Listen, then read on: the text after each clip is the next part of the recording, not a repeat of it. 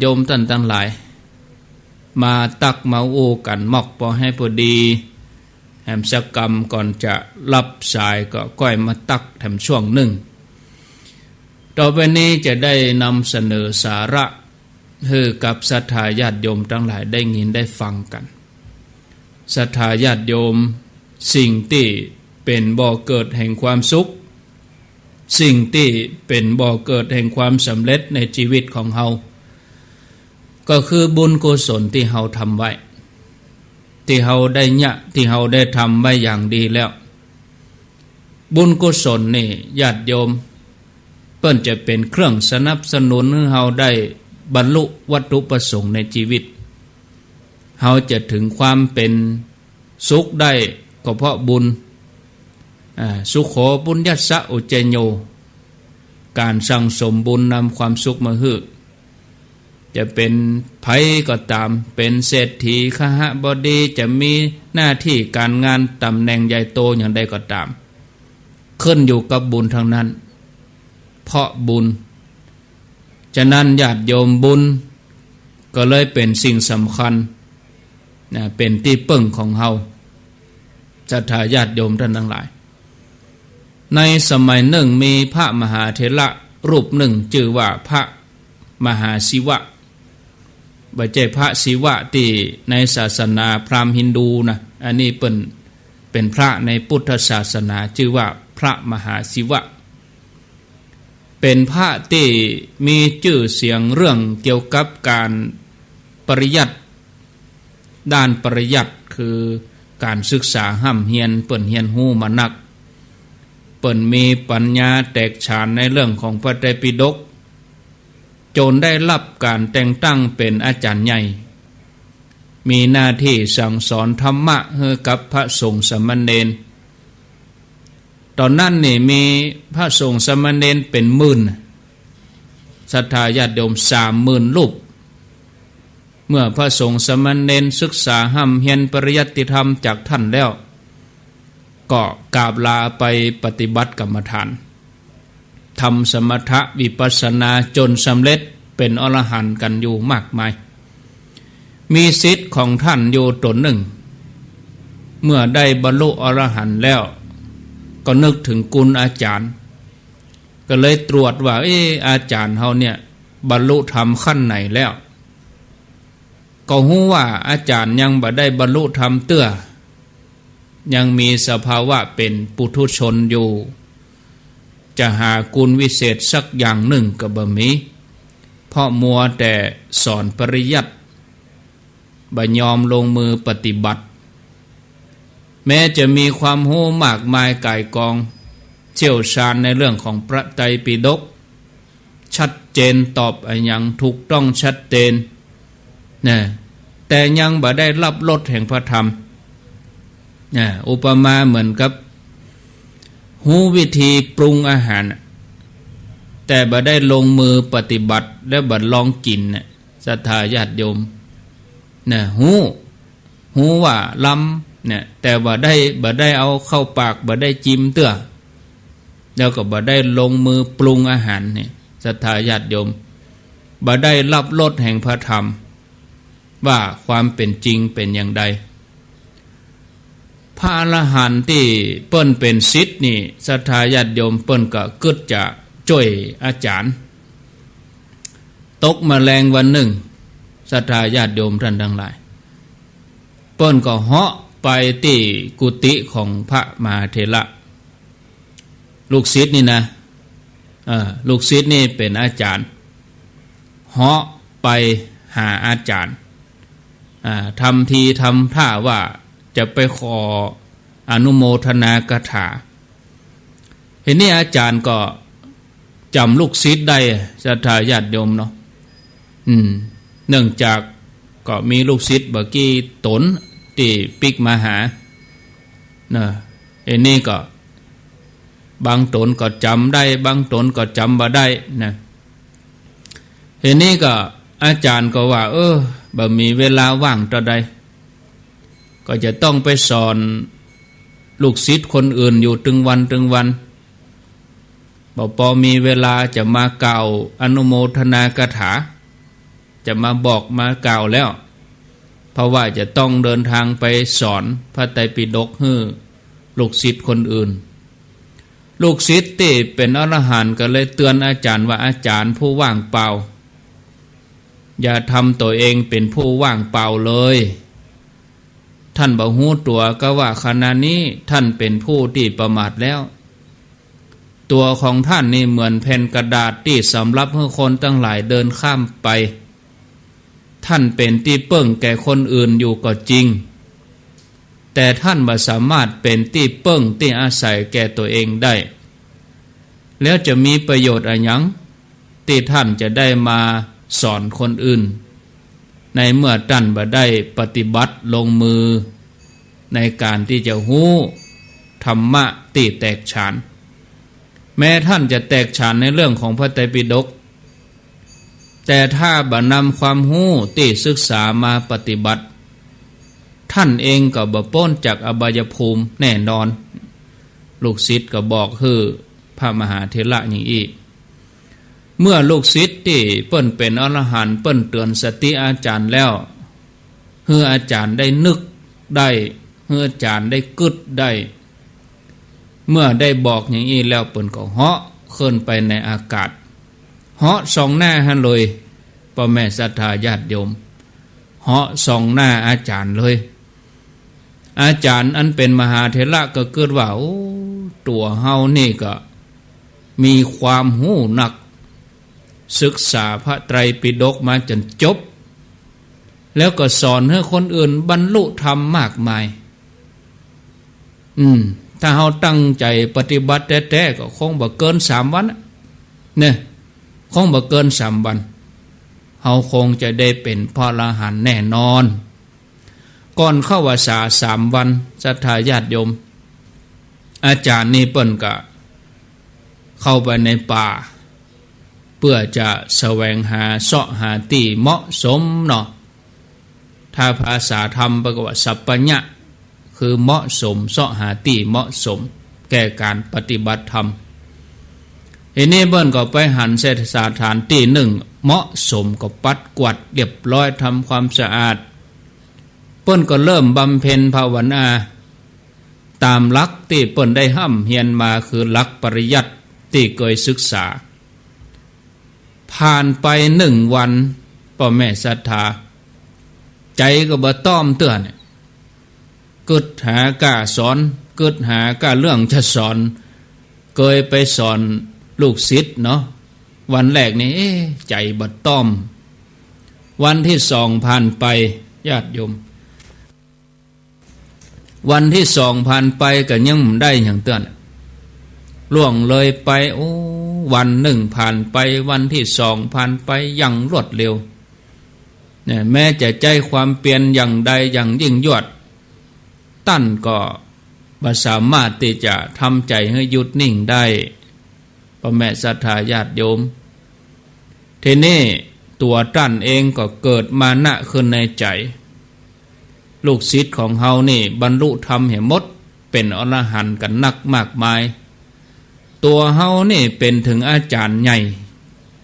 เป็นถึงอาจารย์สอนเป็นจะได้เฮาถึงบ่ได้ก็เลยอธิษฐานจำวาสาอยู่ในป่าตนเดียวน่ะทำสมาธิเจริญภาวนาตลอดถึงเมื่อวันเมื่อคืนแม้เวลาจะผ่านไป1 เดือน2 เดือนจนครบวาสาศรัทธาญาติโยม3 เดือนน่ะออกวาสาแล้วก็ยังบ่บรรลุธรรมเตื้อก็เลยเพิ่มความวิริยะอุตสาหะโดยการปั่มเป่งมีความเพียรบำเพ็ญตบะเอาแก่กล้าเลยกันนี่กันนี่อธิษฐานจนบ่นอนน่ะจะบ่นอนเจนใดบ่บรรลุธรรมเจนใดบ่ได้อรหันต์บ่สำเร็จธรรมนี่จะบ่นอนเลยเนี่ยเวลาผ่านไปจาก3 เดือนเป็น3 ปีจนล่วงเลยมา30 ปีตัวเองก็ชราพอดีเป็นพระชราเป็นนักบวชชราเฒ่าแก่แล้ว แล้วก็มีความเปลี่ยนอย่างอุกิจคำว่าอุกิจคือยิ่งยวดเลยญาติโยมก็ยังบ่ได้บรรลุธรรมอะไรอย่างมีคืนหนึ่งศรัทธาญาติโยมมีคืนหนึ่งนี่เปิ้นลำพึงก็คือลำเปิงเปิ้นกึดว่าอย่ามาน้อยใจตัวเก่าแต่เนาะน้อยใจในโจกจะตาตัวเก่าเฮ็ดแต่เนอมาลำเปิงกึดไปอย่างนี้นะก็รู้สึกเสียใจก็บ่อาจจะกั้นน้ำตาไว้ได้ศรัทธาญาติโยมสอนลูกศิษย์ลูกหาเป็นร้อยเป็นพันลูกศิษย์หมู่นั้นก็เป็นอรหันต์ไปหมดประตกตัวเฮานี่ว่า3 วันนี่สำเร็จแน่บ่ได้3 เดือนกลางวาษาก็บ่ได้3 ปีก็บ่ได้บัดนี้30 ปีแล้วเนี่ยยังเก่าอยู่ก็มาเกิดน้อยใจตัวเองเนี่ยกั้นน้ำตาบ่อยู่ศรัทธาญาติโยมกั้นน้ำตาไว้บ่ไหวละทีนี้น้ำตาปังออกมาน่ะทีนี้เป็นดีอินดูเนาะศรัทธาญาติโยมแล้วก็ในที่ใกล้หั่นเนี่ยก็มีโยมคนหนึ่งเป็นโยมสุภาพสตรีเป็นแม่หญิงสาวคนหนึ่งมายืนให้เหมือนกันพระเถระท่านก็เข้าไปถามเนาะด้วยความห่วงใยมาให้อย่างนี้นะแม่หญิงคนนั้นก็บอกให้พระเถระว่าตัวเก่าเนี่ยเป็นเทวดาเป็นเทพธิดาก็อาศัยอยู่ในป่านี่มาเมินนานก็ได้หันพระเถระปฏิบัติความเพียรเนาะบละกิจวัตรปฏิบัติอุกกิจก็คือยิ่งยวดนะเอาแต่เอาว่าก็เลยเกิดความเลื่อมใสนางเทพธิดานี่ก็เลื่อมใสแล้วก็ปรารถนาจะบรรลุกุณวิเศษพ่องก็ใครให้ท่านเตศท่านสอนนั่นนะตัวเก่านางเทพธิดานี่ก็รอคอยมาเหมือนกันก็ได้ฟังธรรมถ้าท่านบรรลุอรหันต์ก็จะได้เทศได้สอนนางเทพธิดานี่ก็จะได้บุญไปตัวอีกนะอันนี้ก็หันกิจวัตรของท่านตั้งแต่วันแรกที่ท่านเข้าป่ามาแล้วจนผ่านไป3 เดือน3 ปี30 ปีก็หันท่านปฏิบัติอยู่อย่างนี้ก็เลยให้ตัววะเทวดานี่ให้ตัวเปิ้นเพื่อจะได้บรรลุธรรมตัวท่านพระมหาเถระเปิ้นพิจารณาแล้วก็เปิ้นก็มาตองว่าก็ฮู้ว่าประเด็นนี้นางเทพธิดานี่ถ้าจะมาเตือนสติเฮาพระมหาเถระเปิ้นก็ย้อนเข้ามาที่ตัวเก่าพิจารณาตัวเก่าทบทวนถึงวิธีการปฏิบัติที่ผ่านมาถูกต้องละกรรมถูกต้องละกาเนี่ยทบทวนพิจารณาในคืนนั้นเนี่ยศรัทธาญาติโยมท่านก็นั่งภาวนานั่งไปใจก็เย็นเยือกเย็นเนาะใจก็ต้อมกำน้อยศรัทธาญาติโยมนั่งไปใจต้อมไปก็นี่ใจพองแผ้วเนาะศรัทธาญาติโยมมันรู้สึกว่าเบาสบายเย็นนะเห็นนี่น้อยเดียวญาติโยมเหมือนบะม่วงที่สุกบะม่วงสุกเต็มตีมันเตี้ยแล้วมันก็ลุดจากควนมันจิตที่เพิ่นจะเป็นอรหันต์ก็เหมือนได้กันแต่ก็ต้องสั่งสมอาตาปีสัมปชาโนสติมาต้องเปลี่ยนเวลาญาติโยมเขาไปเข้าคอร์สปฏิบัติเป็นจะได้ครูบาอาจารย์เปิ้นเฮือเดินจงกรมเปิ้นเฮือนั่งทำไปยะบ่ต้องไปมีข้อสงสัยบ่ต้องมามีข้อแม้อย่างนั้นเปิ้นเฮือเดินก็เดินเฮาก็เดินเปิ้นเฮือเดินกี่นาทีกี่ชั่วโมงเฮาก็เดินศรัทธาญาติโยมเดินไปคือเวลาเดินเนี่ยมันเปิ้นจะสั่งสมเพาะบ่มของเปิ้นถึงจังหวะแล้วเนี่ยอย่างตมาภาพว่าเวลาคนเดินจงกรมก้าวสุดท้ายหยุด หนออย่างบางคนได้ตอนนั้นเลยหยุดหนอมันหยุดไปเลยเนี่ยนะ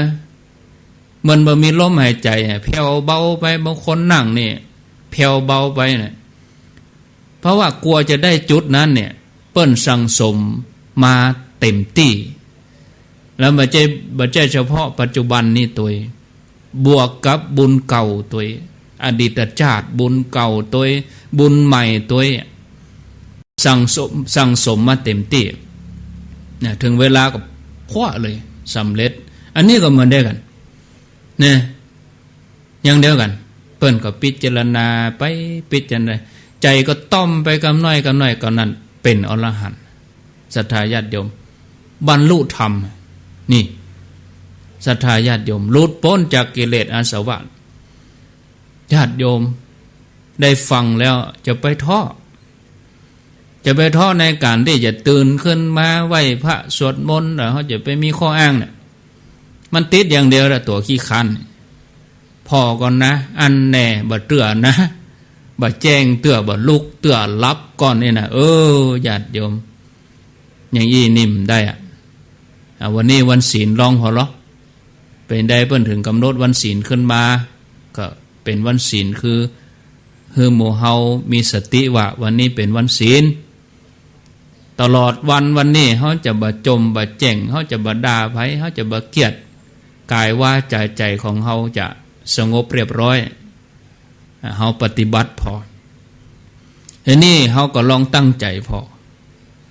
เขาบ่เคยเดินจงกรมเขาบ่เคยนั่งสมาธิอย่างเป็นสมาธิเขายังไม่ได้หู้เตือเมื่อบ่หู้เขาต้องลองพอเปิ้นท้าพิสูจน์ไปเลยนี่ท้าพิสูจน์คือญาติโยมเขามาพิสูจน์อย่างอื่นเขาหู้หมดละอันเรื่องเสาะว่าหากินนี่สังคมคฤหัสถ์นี่การทำมาหากินนี่บัดถ้าไปแข่งกันนะแล้วก็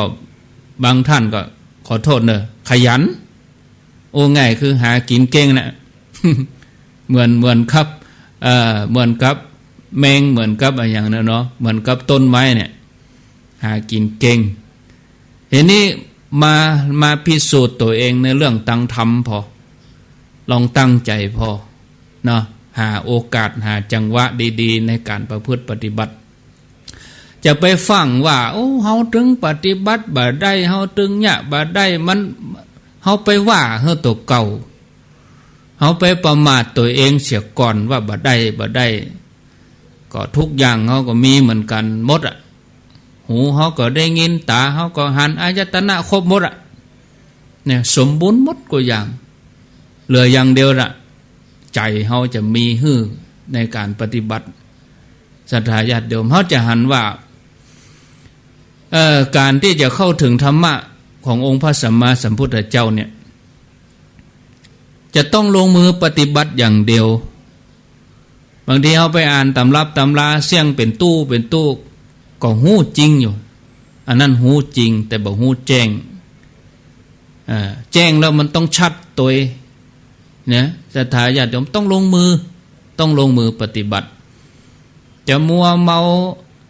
ให้หุยจะมัวเมาอ้อนวอนเนี่ยอย่างเนี่ยมานั่งไหว้พระก็มานั่งอ้อนวอนขอหวยขอแช่มันผิดวัตถุประสงค์นะญาติโยมนะแล้วจะบรรลุได้ที่ไหนบรรลุธรรมจะเข้าถึงธรรมได้อย่างไรศรัทธาญาติโยมในเมื่อบัดยอมกระเทาะเปลือกแล้วจะไปเข้าถึงแก่นได้จะได้ศรัทธาญาติโยมเนาะเนี่ยเขาจะต้องลงมือปฏิบัตินะบางทีศรัทธาญาติโยมความรู้ทฤษฎีอย่างเดียวก็มีก็เอาเป็นห้องว่าเป็นแผนที่เป็นเข็มทิศเป็นลายแทงเนาะเอาก็ต้องเตียวไว้ตามนี้ตามแบบอย่างที่ครูบาอาจารย์เปิ้นได้วางไว้เนี่ยบางทีความรู้ตั้งโลกปริญญานั่นปริญญานี่จบจันนั่นจันนี่ก็บ่ใช่เป็นเครื่องยืนยันว่าจะช่วยให้เฮาพ้นทุกข์ได้นะแม่นบ่มีความรู้ตั้งโลกบางทีเฮาฮู้เมื่อ20ปีก่อนแล้วมาแห่มบัดเดี๋ยวนี้ยังตะก่อนญาติโยมเขาจึงมีว่าโทรศัพท์จ จัดวิทยุเฮาหันหน้าหันตากันเนี่ยอย่าโทรศัพท์ข้ามประเทศหันหน้าหันตากันอย่าเนาะยิ่งต่อไปตั้งหน้าซ้ำให้เนี่ยความรู้ตั้งโลกนี่บ่มีที่สิ้นสุดนะยิ่งเฮาฮู้ว่าเฮาเก่งมาโอ้คนเก่งแล้วเฮาก็มีอ่ะมันก็จะต้องพัฒนากันขึ้นไปอยู่ติ๊กๆอันเป็นความรู้ตั้งโลกนะอันนี้เฮาก็ศึกษาไปถึง2อย่าง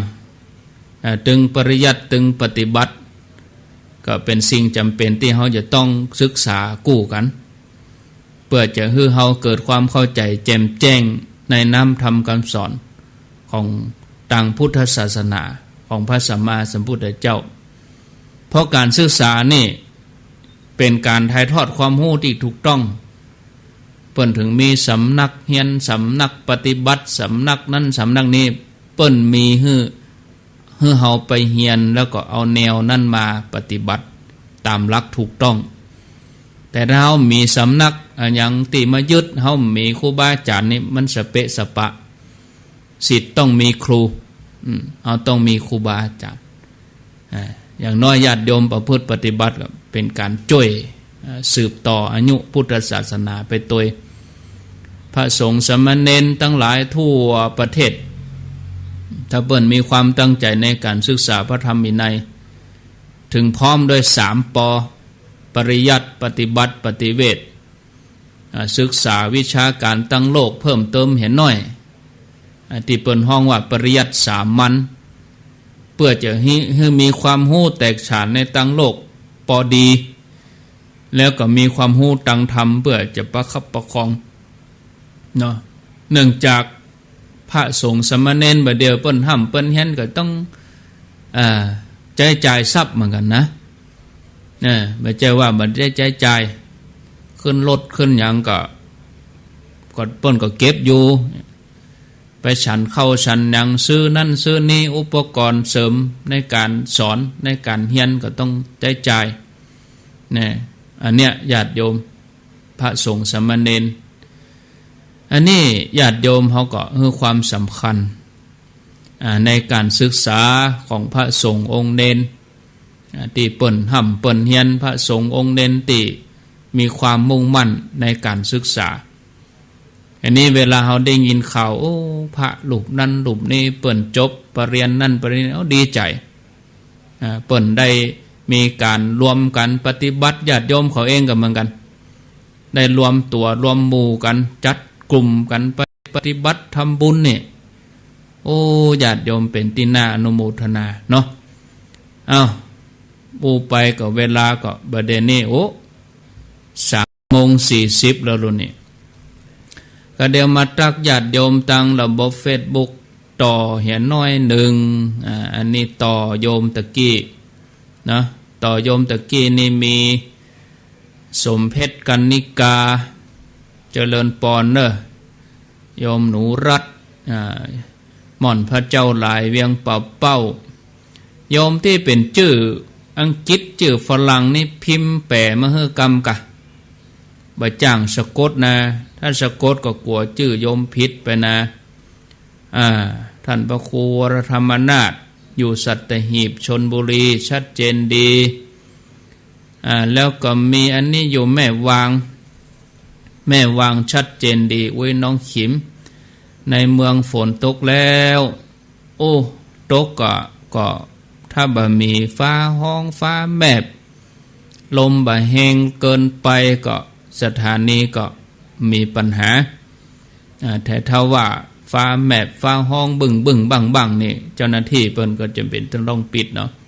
บัวเขียวกันทิยะท่านกิตภาสจงเจริญอันนี้อยู่วัดเวรุวันสารปีท่านกิตภาสจงเจริญไว้สาท่านพระครูบดิกาประเสริฐประสันโนครับ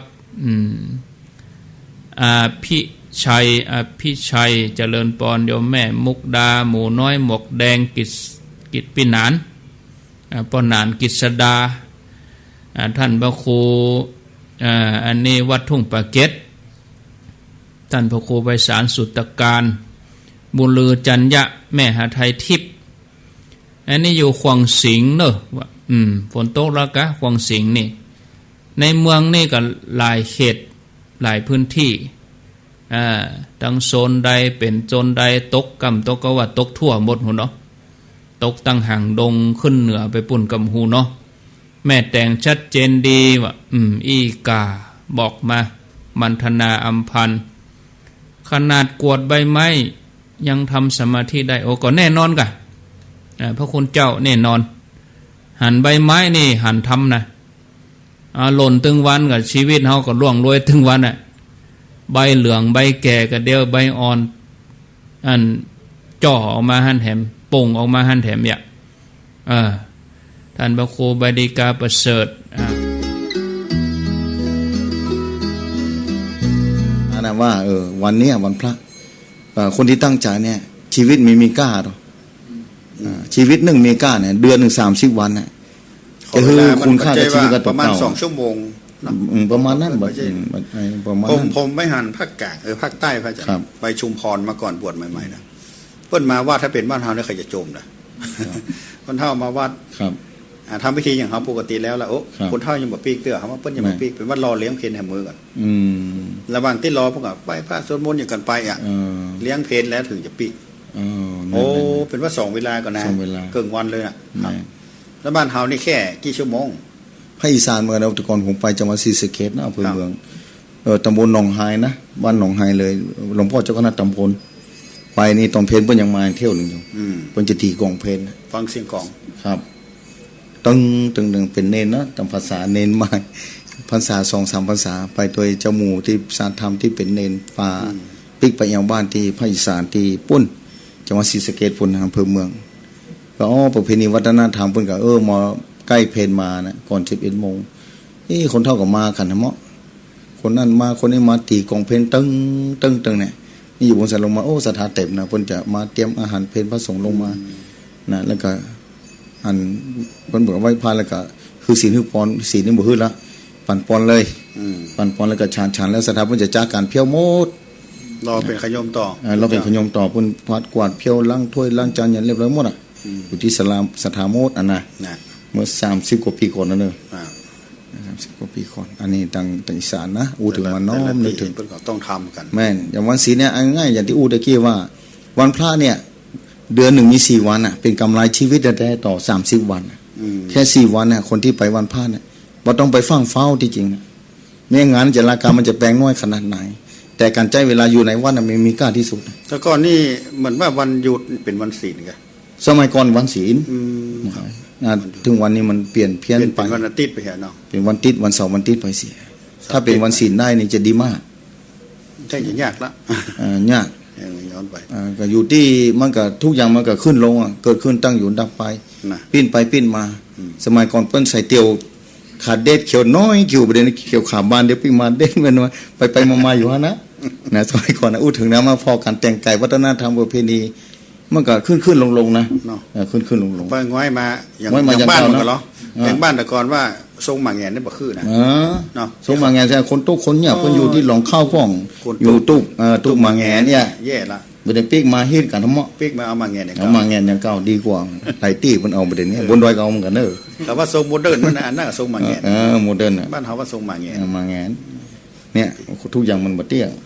ปีกมาเอาอย่างเก่าแล้วเรื่องวัฒนธรรมอย่างนี้เนาะจะฟื้นมาเอาเก่าเขานี่อย่างยากจะง่ายก็สู้แท้แต่กันเวลาและความคิดหรือว่าสังคมสิ่งแวดล้อมมีเรื่องมีเป็นปัจจัยประกอบหลายอย่างที่จริงก็ต้องการฟื้นบางทีบางอย่างเอาง่ายๆว่าผลไม้เองก็ยังเปลี่ยนแปลงภาษาอย่างก็คนประเพณีวัฒนธรรมเปลี่ยนแปลงหน่วยไม้มะม่วงเนี่ยแต่ก่อนเนี่ยว่าโทษเป็นอย่างมะม่วงเก่าๆนี่หายไปหมดมีมนุษย์มาเปลี่ยนแปลงพืชพันธุ์ยันต่างๆหายไปเท่าน้อยแต่เหลือก็มะม่วง3 ปีมันจะลูกหายไปในวันที่ว่าพอปาดออกมาแล้วมาดมแล้วมันหอมเกี่ยวมะม่วงทองดำกับมะม่วง3 ปีถึงวันซอดมี2 อย่างตั้งน่ะทุกวันนะนอกนั้นเปลี่ยนแปลงหมดมีสักอย่างน่ะแล้วถามว่ามันก็ห้ามก็บ่ได้ห้ามบ่ได้ไตรลักษณ์มันเป็นอันเนาะอันนี้ถ้าเข้าใจไตรลักษณ์แล้วจะวางตัวเป็นกลางได้จี้มันจะเบา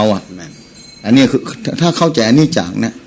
ถ้าเข้าใจคำว่านี่จังเนี่ยทุกคนจะสบายมันมีปัญหาเกิดขึ้นครอบครัวกับจ้างเจ้าผัวพ่อเมียพ่อลูกพ่อท่านอาจารย์ท่านพระครูท่านสอนสมมุติว่ามีปัญหาครอบครัว ผัวก็ไปอย่างหนึ่งเมียก็ไปอย่างหนึ่งเอี้ยถ้าคนหนึ่งถ้าไปวัดถ้าเข้าใจอ่ะคนนั้นจะเข้าใจความเป็นจริงของธรรมชาติ ความเปลี่ยนแปลงอนิจจังเนี่ยแล้วมันจะวางใจได้เป็นกลางความทุกข์มันจะเกิดขึ้นบ่เมินอ่ะครับเกิดแต่มันบ่เมินมันจะว่าเกิดมากันนะอย่างคนป้อกาไปขายของในตลาดเนี่ยนั่งขายวันนี้เป็นยังไงคนมาซื้อถ้าคนบ่เคยเข้าวัดบ่เข้าใจนี่จังกระตุกแต่ถ้าคนเข้าใจมันก็บ่แน่บางวันมันก็อย่างเนี้ยบางวันก็ไข่ดีบางวันก็ไข่บ่ดีเป็นธรรมดาจิตมันก็เป็นโซขึ้นมาแล้วจะตุกวิศกรรมตอนที่ลูกค้ามาซื้อของแต่คนมาซื้อของแล้วก็จืดละคนมาซื้อของคน2คนมานี่ก็มาแล้วเราอย่าจืดเข้ามาวิศกรรมหายไปจักมือเป็นชั่วโมงอย่างไม่โคนอย่าอันนั้นก็จืดเหมือนกันนะเนี่ยวันนี้มันเหมือนวันก่อนนี่น่ะอย่างปีแล้วนี่บ่ม่วงมันถูกเนาะบางคนก็ฟันขว้างเลยใจหินเนาะนั่นน่ะปีนี้แปลงเหลือขนาดหน่วยบางงานมันได้ขายหมดเนี่ยมันแน่นอนเขาก็เคยอู้ศรัทธาจะไปเดือดร้อนมันรักษาต้นไว้ก่อนมันแน่เนาะปีหน้ามันจะแปลงอย่างกะลามปีนี้แปลงบางคนบ่ปลูกกันละกิโล10ปลายพริกจังหวัดอะไรอย่างตากจะได้นอนเฝ้าพบผ้าเขาลากพริกกันเนาะนั่นมันกิโลเป็น100-200เนาะเอาทางสังคมเนี่ยทุกอย่างมันมาแน่ถ้าหลักการไหนที่บดีเนี่ยเตรียมไว้ได้อดทนไว้มีต้นรักษาต้นไว้ก่อนแต่ก่อนเขาเล่นบลังไงเตื้อเนาะมันนักอ่ะเขาโลคว้างหมดบางคนก็บอกคืออดทนไปก่อนเราคือเขาคว้างหมดเมื่อกี้มันจะแปลงวันที่หลังมันก็แปลงขึ้นมามันขึ้นลงเนี่ยของบัดเตี้ยอันนี้คืออันนี้จังอันนี้จังครับเพราะนั้นจะไปยึดจะไปเกาะว่าอันนั้นมันจะเป็นอย่างเก่าแม่นถ้ามาพูดเรื่องอันนี้จังเนาะแล้วว่าใครฟื้นเก่าเรื่องที่งานที่เขาจะมีวันที่ครับที่1วันที่1ครับลองอู้ความเป็นไปเป็นมาแล้วอย่าท่านอาจารย์พระคุณครับลองว่าเนาะมันงานนี้มันเป็นงานจิตอาสาจิตอาสาเนอะงานนี้นะบ่มีงบประมาณเลยมีสักอย่างต่างคนต่างต้องช่วยกันแต่ว่านี่ได้เจิญนายกโดยรอนายกกับนายกอย่างมันยกหลายยกนะนายกอบตยกอบตแต่ว่านี่แล้วก็อันเจ้าหน้าที่อุทยานมาร่วมอุทยานไม่วางเนี่ยครับตัวแทนหัวหน้าอุทยานยมดวงดาวนั่นกะตัวแทนปุ้นก็มาอู้งานที่จะเกิดขึ้นวันที่1ครับในวันที่1วันนี้ก็เลยเป็นโอกาสที่พระสงฆ์จะได้มาอู้เพื่อญาติโยมต่างบ้านต่างจองต่างถิ่นเนาะก็จะมีโอกาสที่จะได้ประชาสัมพันธ์ในอำเภอเดลอของเราไปตัวก็ใช้เวลา2วันทั้งนั้นเนาะเวลาวันพุธกับวันพฤหัสนี้เวลาจะเมินหน่อยก็เขาก็มีโอกาสได้ประชาสัมพันธ์เพียง2วันที่ทั้งนั้นเพราะว่าวันพุธก็มาได้เข้ารายการวันจันทร์ก็เริ่มงานแล้ววันนี้นี่ครูบาอาจารย์ถึง2พอจะมีความคิดความหันจะได้ถึงกิจกรรมนี้บางท่านก็ว่ามันจะเกี่ยวข้องอะไรได้กับตุเจ้าผืนป่าผืนน้ำแต่เจ้าก็มีโอกาสได้ไปพบปะผู้สูงอายุในตำบลดอยหล่อเนาะท่านนายกอบตเอารถมาฮับก่อนนี้มนด่วนนะก่อนหน้าเกินชั่วโมงท่านอยู่วัดก็อยู่ไปไหนรถมาฮับไปคนเท่ากับเรื่องนี้ว่าพระองค์ก็ประสูติที่ป่าตรัสรู้ป่าปรินิพพานก็ป่าไปปอตอนที่จะตัดผมก็ฝั่งแม่น้ำอโนมาน้ำป่าแล้วก็เขาก็มาอ่านดูชาดกแต่ละอย่างกับพระองค์เป็นโพธิสัตว์เป็นกวางเป็นเก้งเป็นพญาราชสีห์เป็นพญาวานอนแทบทุกชนิดนะเกี่ยวข้องกับป่าเขาลำเนาไพรทั้งนั้นไอ้นี่มาถึงอย่างกิจกรรมที่เขาจะจัดขึ้นจะมีขึ้นเนี่ยครับเป็นความร่วมมือของคณะสงฆ์ทั้ง4อำเภอครับมีอำเภอจอมตองอำเภอดอยหล่ออำเภอแม่วางแล้วก็อำเภอแม่แจ่มถึงสองฝั่ง2ฝ่ายเลยถึงธรรมยุตตนิกายแล้วก็มหานิกายที่ร่วมกันครับอันนี้ครูบาอาจารย์พอจะอุจาเฮือศรัทธาญาติโยมเข้าใจจะได้ประเด็นนี้ลักษณะภูมิทัศน์พื้นฐานก่อนเนาะพื้นที่คืออินทนนท์นี่มันจะเป็นดอยที่ใหญ่ที่สุดระดับประเทศที่นี่4อำเภอของเขาเนี่ยมันอยู่แวดหรอแวดพื้นที่โดยอินทนนท์เพราะนั้นการได้หูได้หันกันได้ใจประโยชน์จากป่าจากธรรมชาติตัวนี้ต้นน้ำลำธารในนี้หรือแม้แต่เรื่องของเศรษฐกิจการท่องเที่ยวนะอันดับ1เหมือนกันนะ ครับ เพ สู ราะ ง ฉะนั้น สุดแห่งประเทศไทยเหรอ สูงสุดในประเทศไทย อันนี้ก็ทุกคนถ้าว่า ครับ เรื่องดอยอินทนนท์เนี่ย ต้องรู้จักนะ ต้องรู้จัก ถ้าอยู่ลุ่มนี่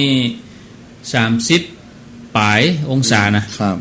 อินทนนท์บ่เกิน10 บ่เกิน คนละโลกนะเนาะ คนละโล เก้าก นั่ อง ง ห่า ศาง กันมา แป กี่ ด กิโล องศา ดูเหมือนคนละพื้นที่คนละโลก ครับครับอันนี้ทีนี้ว่าความตระหนักหูเนี่ยมันภายกับหูเหมือนกันนะครับ องค์กรต่างๆมันก็มีการรณรงค์ทำทุกอย่าง ครับ การปลูกป่าการบวชป่า หมด บางที่หูเนาะ ครับ หลายๆอย่างที่เราทำช่วยกัน แต่ว่าบางทีถ้าเราเอา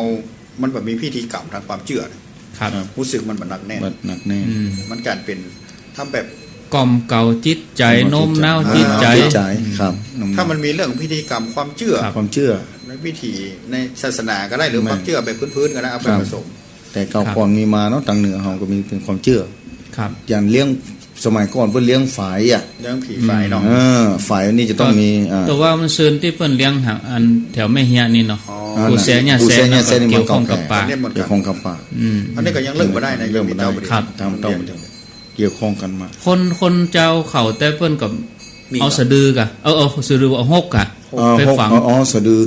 นะสะดือใส่สะดือน่ะ ใส่สะดือครับ ไปมัด ไปมัดติดใส่กระบอกไม้ไผ่ อ๋อ แล้วไปมัดต้นไม้ไผ่ต้นไม้ต้นนั้น เพราะหยัง ก็เพราะเพื่อหนึ่งคือ ครับ ต้นไม้ต้นนั้นจะได้อยู่ต่อไปบ่คือตันละ คือคนเจ้าของสะดือ เจ้าของสะดือรักษาคนจะหู้ละทำไปมัดไว้ต้นนั้นเป็นไป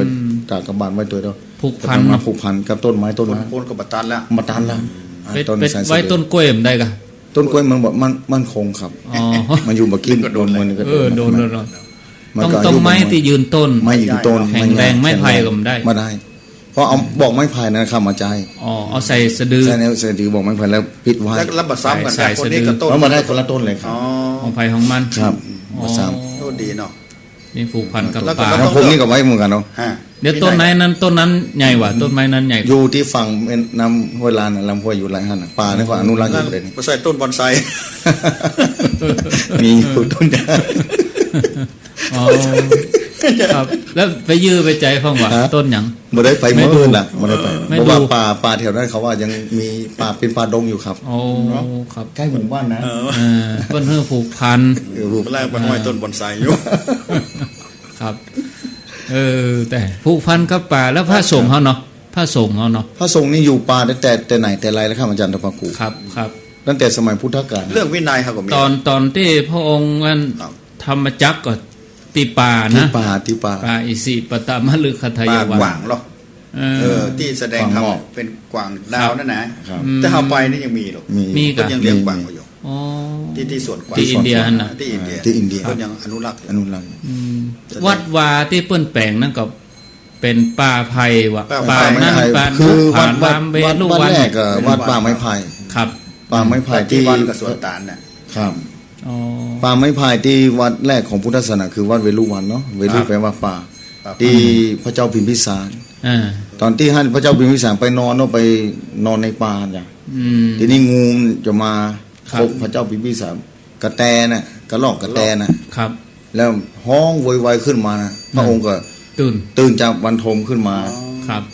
หันกล้าเนาะ หันกล้าว่าโอ้นี่ก็ลอกกระแตมันนี่ช่วยชีวิตไว้ ก็เลยอนุรักษ์ป่านั้นไว้ก็คือภัยไปรบกวนสัตว์เหล่านั้นเป็นเขตอภัยทาน อัน ไป นี้อนุรักษ์ป่าแต่ อนุรักษ์ป่าแต่ อ๋อ ทีหลังมาพระองค์ได้เสด็จพระราชดำเนินผู้ราชเจ้าเสด็จพระราชดำเนินไปที่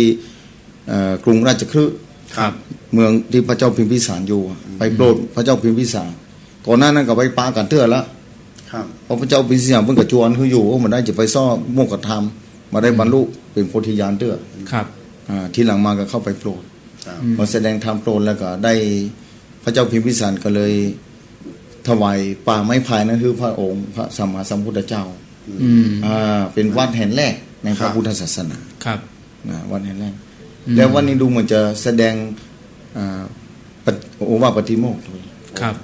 ในวันมาฆบูชา ครับ ครับ เวรุวัน เวรุ ถ้า วัน เรา ครับ ศึกษาเรื่อง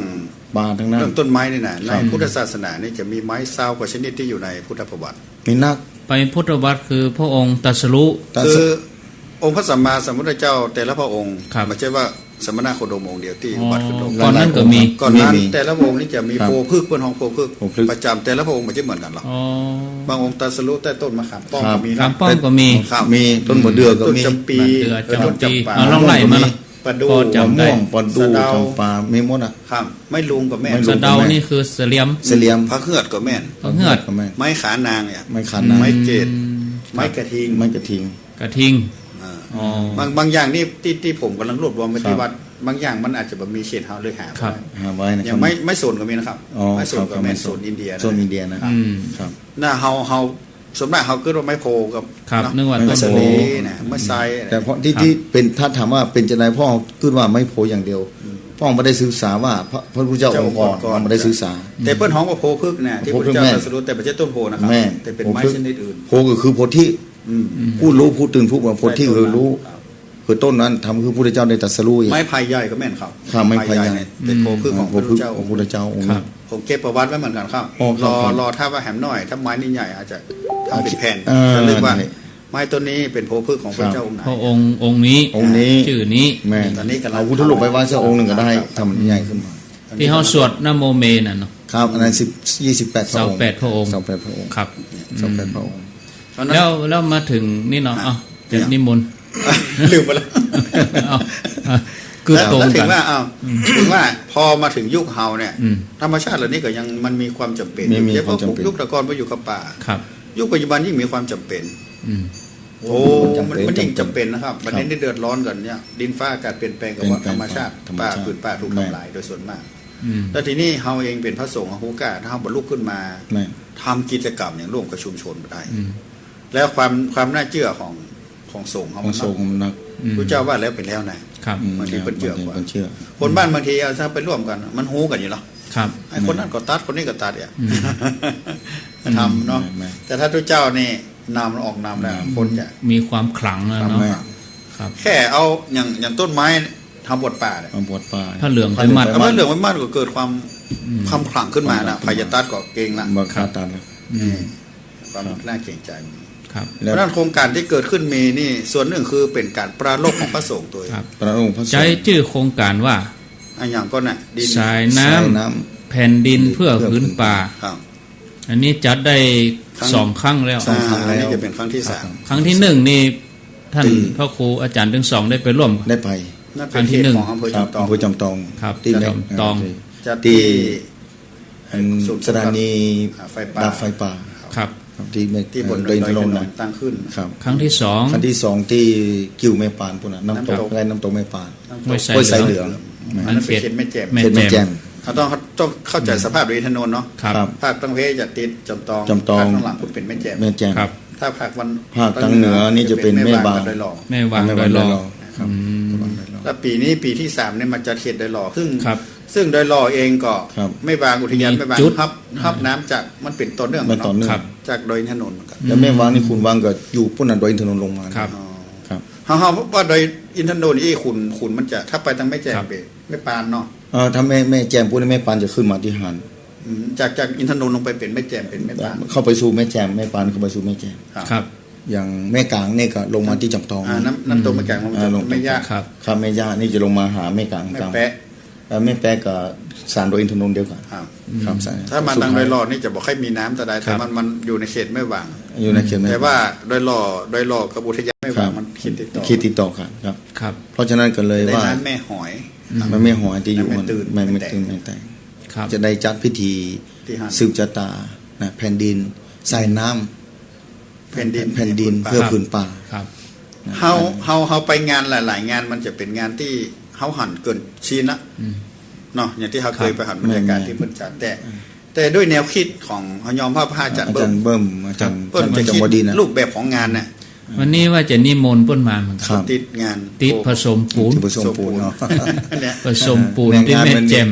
งานเป็นหลายอย่าง เอ๊ะ แต่ แต่ ส่งเนี่ยมัน วิหาร ครับ เพิ่น แม่ ทำโบสถวิหารครับ ต้องคุมงาน เดี๋ยวก็ฟังอยู่วัดท่านน่ะ เนาะ แม่น เราประตาน เราประตาน เพราะว่าออกที่แม่แจ่มตัว แม่น 106.25 ครับอ้าวต่อ แล้วเกี่ยวข้องกับพระสงฆ์จะได้ก่อนที่เขาจะลงในรายละเอียดรูปแบบกิจกรรม ก็ ถ้า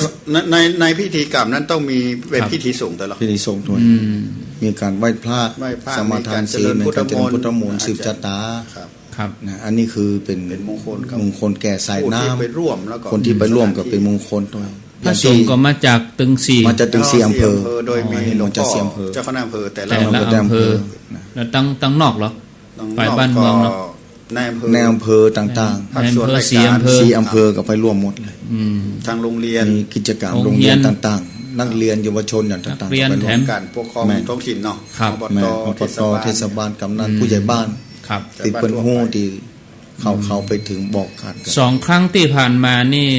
ผมก็ได้ไปร่วมครูบาอาจารย์ไปร่วมเนาะครับไปร่วมรูปแบบ2ครั้งที่ผ่านมานี่เปิ้นจะเอาน้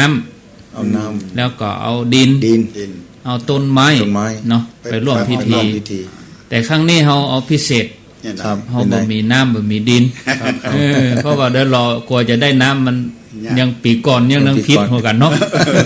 ได้รอจะแค่เรื่องน้ำน่ะเพิ่นว่าปีนี้ก็เลยอู้ถึงอาจารย์บดินทร์ว่าวันที่1นั้นเป็นวันศีลพอดีทีนี้คือเอาดอกในขันแก้วทั้ง3น่ะไปแต่ละวัดถ้าไปวัดเนาะไปวัดเมื่อปกไปตัวเลยไปเพื่อคนอื่นตัวกันเฮาได้หั่นดอกคือดอกขันแก้วทั้ง3นี่มีพลังมีพลังเฮาไปเป็นสิริมงคลแถมอย่างนึงก็บอกให้ญาติโยมว่าเฮาไปวัดก็แปลงสวยไปเอาใส่ขันแก้วทั้ง3แล้วเฮาที่เฮาจะรอเตียนที่วัดจังกรรมก็ให้ญาติโยมเขาเอาสวยไปใส่ขันแก้วทั้ง3คนละสวยละสวยนะก็3แจ้งกับ3สวยนั่นน่ะแล้วเฮาก็หวบเอาสวยนั้นไปวันที่1เพื่อโยมที่เพิ่นบ่ได้ไปเสร็จแล้ววัดก็ขอกับตู้เจ้าเนาะขอเป็นมติครับเป็นมติขอไปแล้วแต่ละคนไปในงานก็จะมีสวยในมือนั่นในมือก็คือทุกคนมีส่วนร่วมหมดใครมีสวยก็ต้องเสาะบ่มีก็ย่อมเอาดอกขันแก้วทั้ง3กันนะกำด้วยเปิ้นแล้วก็ได้แห่ด้วยกันแห่ด้วยกันเสร็จแล้วก็จะได้เอาไปวางที่แต้นที่แตะที่เฮาแปลงไว้คือครับนี่รูปแบบคร่าวๆรูปแบบบางอย่างมันเป็นธรรมชาตินะเพราะว่าเฮาจะจัดบรรยากาศของงานคือเข้าคือกลมกลืนกันวัสดุการห้างการแปลงก็คือไม่หวกไม่พายตามไปป่าครับบ่ได้เอาของที่แปลงเข้าไปจุดที่จะจัดคือที่ไหนครับอาจารย์นั่นน่ะจุดที่จะจัดนี่คือถ้าว่าเฮาเคยพอได้ยินเรื่องอันผาจ้อเนาะผาจ้อซึ่งมันเป็นอันซีนนะแหล่งท่องเที่ยวของอำเภอแต่ว่านี่เจ้าหน้าที่อุทยานว่า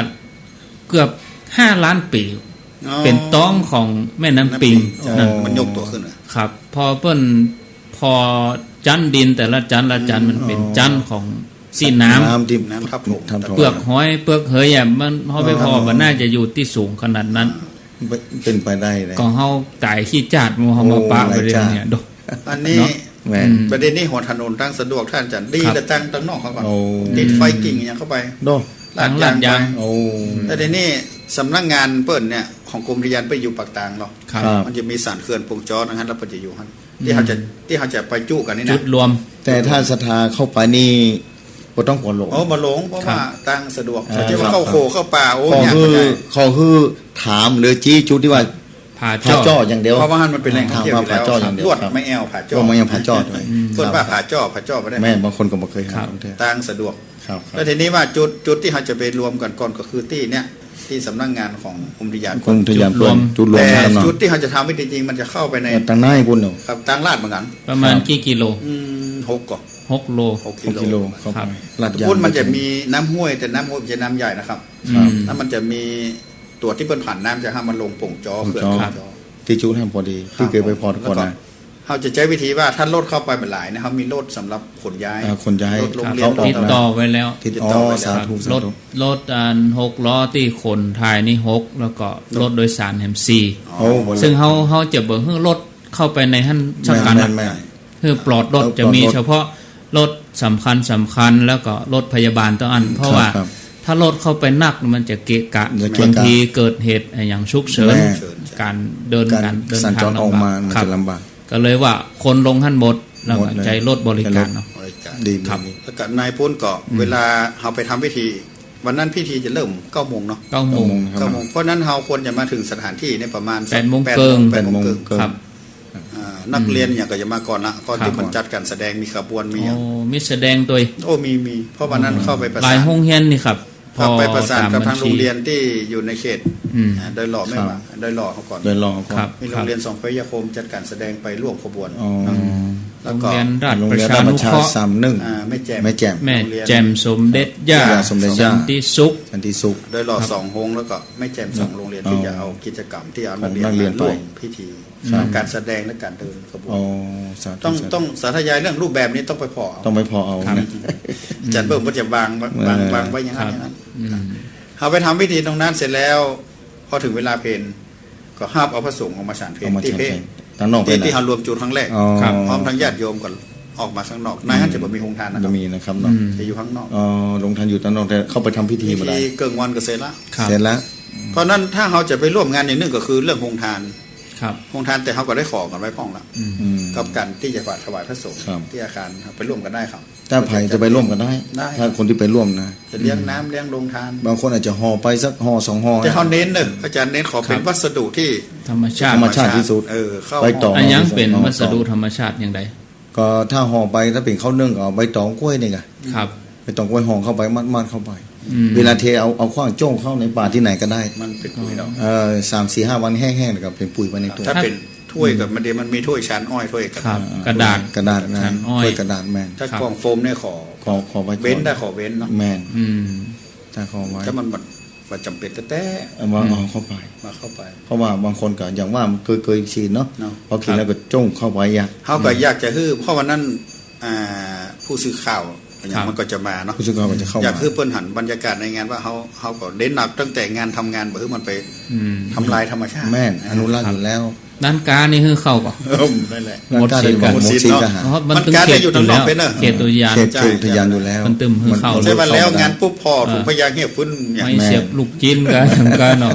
กล่องโฟมเต็มไปเนาะ กระป๋องนม แล้วบอก กระป๋อง ว่างานอะไรอย่าง อนุรักษ์ อนุรักษ์ธรรมชาติเนี่ย โคตรท่าเลยเนาะ มันจะขาดกัน ใช่ เพราะฉะนั้นก็เลยบอกว่าเวลาสถาไปเลี้ยงลงทานก็ดีคนที่ห่อข้าวห่อน้ำไปก็ดี คือใจใบไม้ใบตอง อ่า นะใบตองดีที่สุดเนาะ มันน้ำเนี่ยอะไรอ่ะ น้ำก็จะเตรียมเข้าไปก็ได้น้ ไม่ได้บอกไม้มายุ่งกัน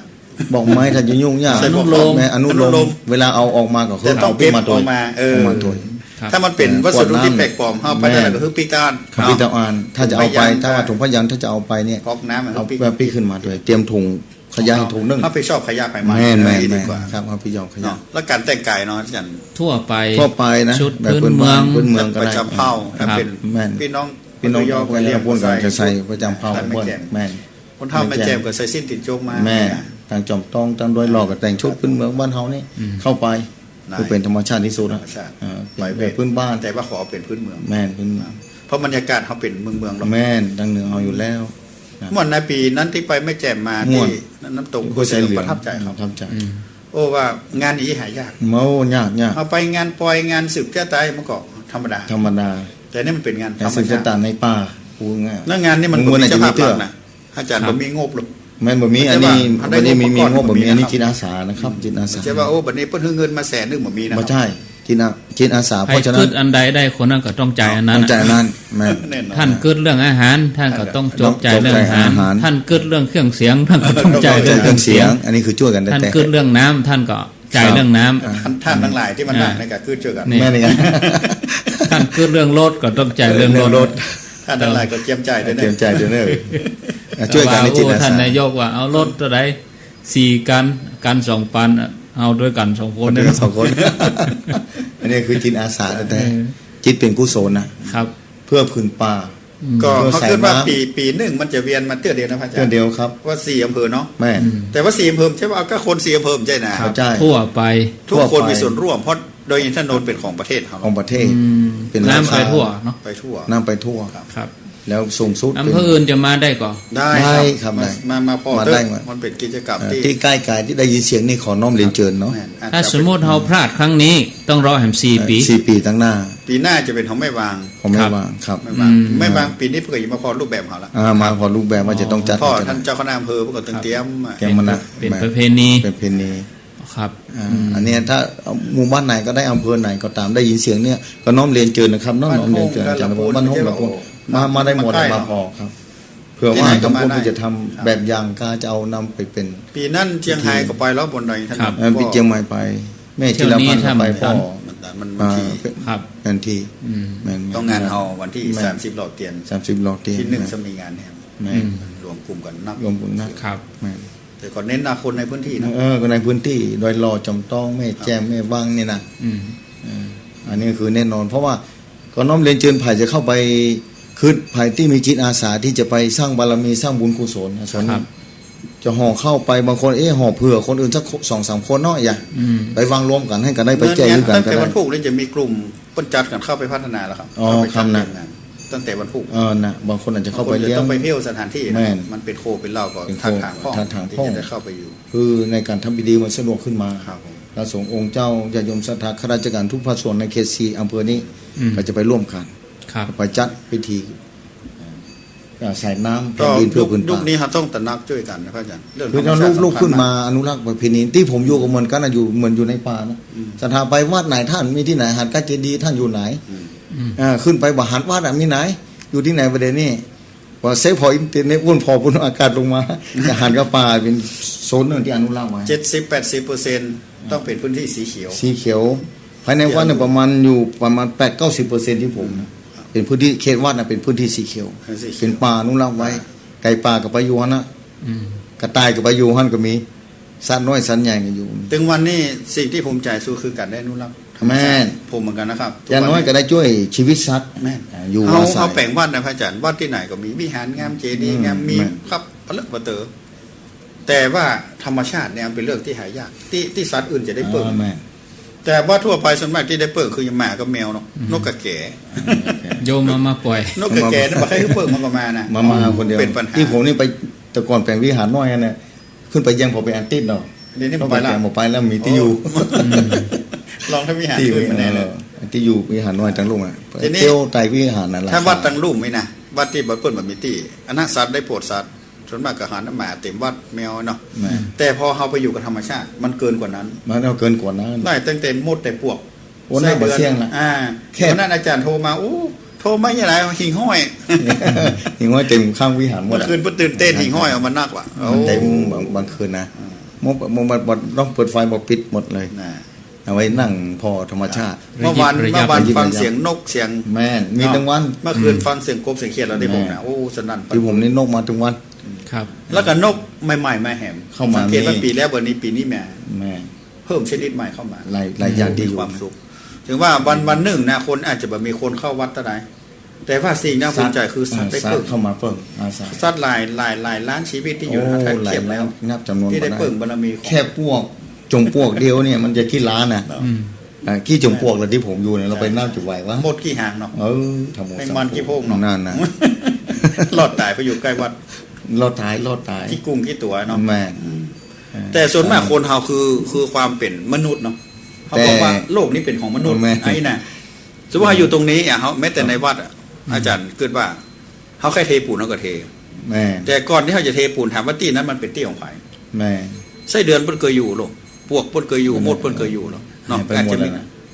ถ้าเทแล้วหายไป เพหายหมดเลยตายเลยครับ วันนั้นเขาจะมาพ่นยาคือผมว่าที่วัดทางลุ่มที่น้องมายังขันยังมาได้บอกว่ามาได้ว่าที่เหลือห้าน้อยหนึ่งนี่จะขอไปปลูกข้าวอันนี้ได้ปะปลูกได้ แต่ห้ามพ่นยา แต่บ่คือพ่นยายังเบาแล้วเบาบ่ต้องเอาคือมาตรฐานเลยว่าบ่คือพ่นยาถ้าเอาหญ้าเอากระมิดก็นี่ได้ถ้าเพิ่นมาเอาได้บอกว่าเอาเลย ที่ขนาดที่ว่าจะเป็นที่จอดรถต่อไปนะเอาได้เลย แต่ว่าถ้ามาพ่นยาบ่ได้บ่คือ เนี่ยเฮา ข้างวิหารนี่หญ้าออกมาหมดแล้วจะคือเขามาตัดหญ้าท่านพ่นบ่ดีครับว่าน่ะ ง่ายดี ผมจะซื้อยามาฮื้อนะไว้พ่นฮื้อนะผมจะเป็นเจ้าภาพหมดผมต้องเป็นเจ้าภาพ ปล่อยมันยาวเนี่ย ปล่อยมันยาวถ้าจะอันนี้คือมันอุ้งอันดีกว่า เนี่ยคือบางทีเฮาต้องช่วยกันสร้าง ครับ ยุคนี้มันเป็นยุคที่เขาจะเข้าไปแสวงหาผลประโยชน์จากธรรมชาติได้เต็มที่เขาไปในป่าในดอยบอกว่าม่อนดอยไหนมันโดนคนเข้าลุกลานหมดอาจารย์ไม่ให้ไปบอกว่าบริสุทธิ์แต่ผมมีนะครับ ไส้เดือนก็มีบอกว่าเนี่ยเวลาพ่นหูก่อนเนี่ยไส้เดือนก็มีสัตว์น้อยสัตว์ใหญ่มันตายหมดเนี่ยแล้วน้ำเนี่ยเวลาฝุ่นตกเนี่ยสารเคมีจะตกค้างมันไหลลงไปแม่น้ำ ที่ ทุก เปิด สาย ต่อ ตรง ต้า นั้น น พันละขวดละขวดนะครับอาจารย์โยก ทุกวันนี่นะใส่น้ำแม่น้ำปิงกับจังเถอะ โอ้มันใช่น้ำดีแล้วครับ โอ้ป่าที่ไป อัน กิน นี้อย่าง น้ำ ว่า ปิง นะครับ ผมไปเมืองน่านเนาะบอกคือ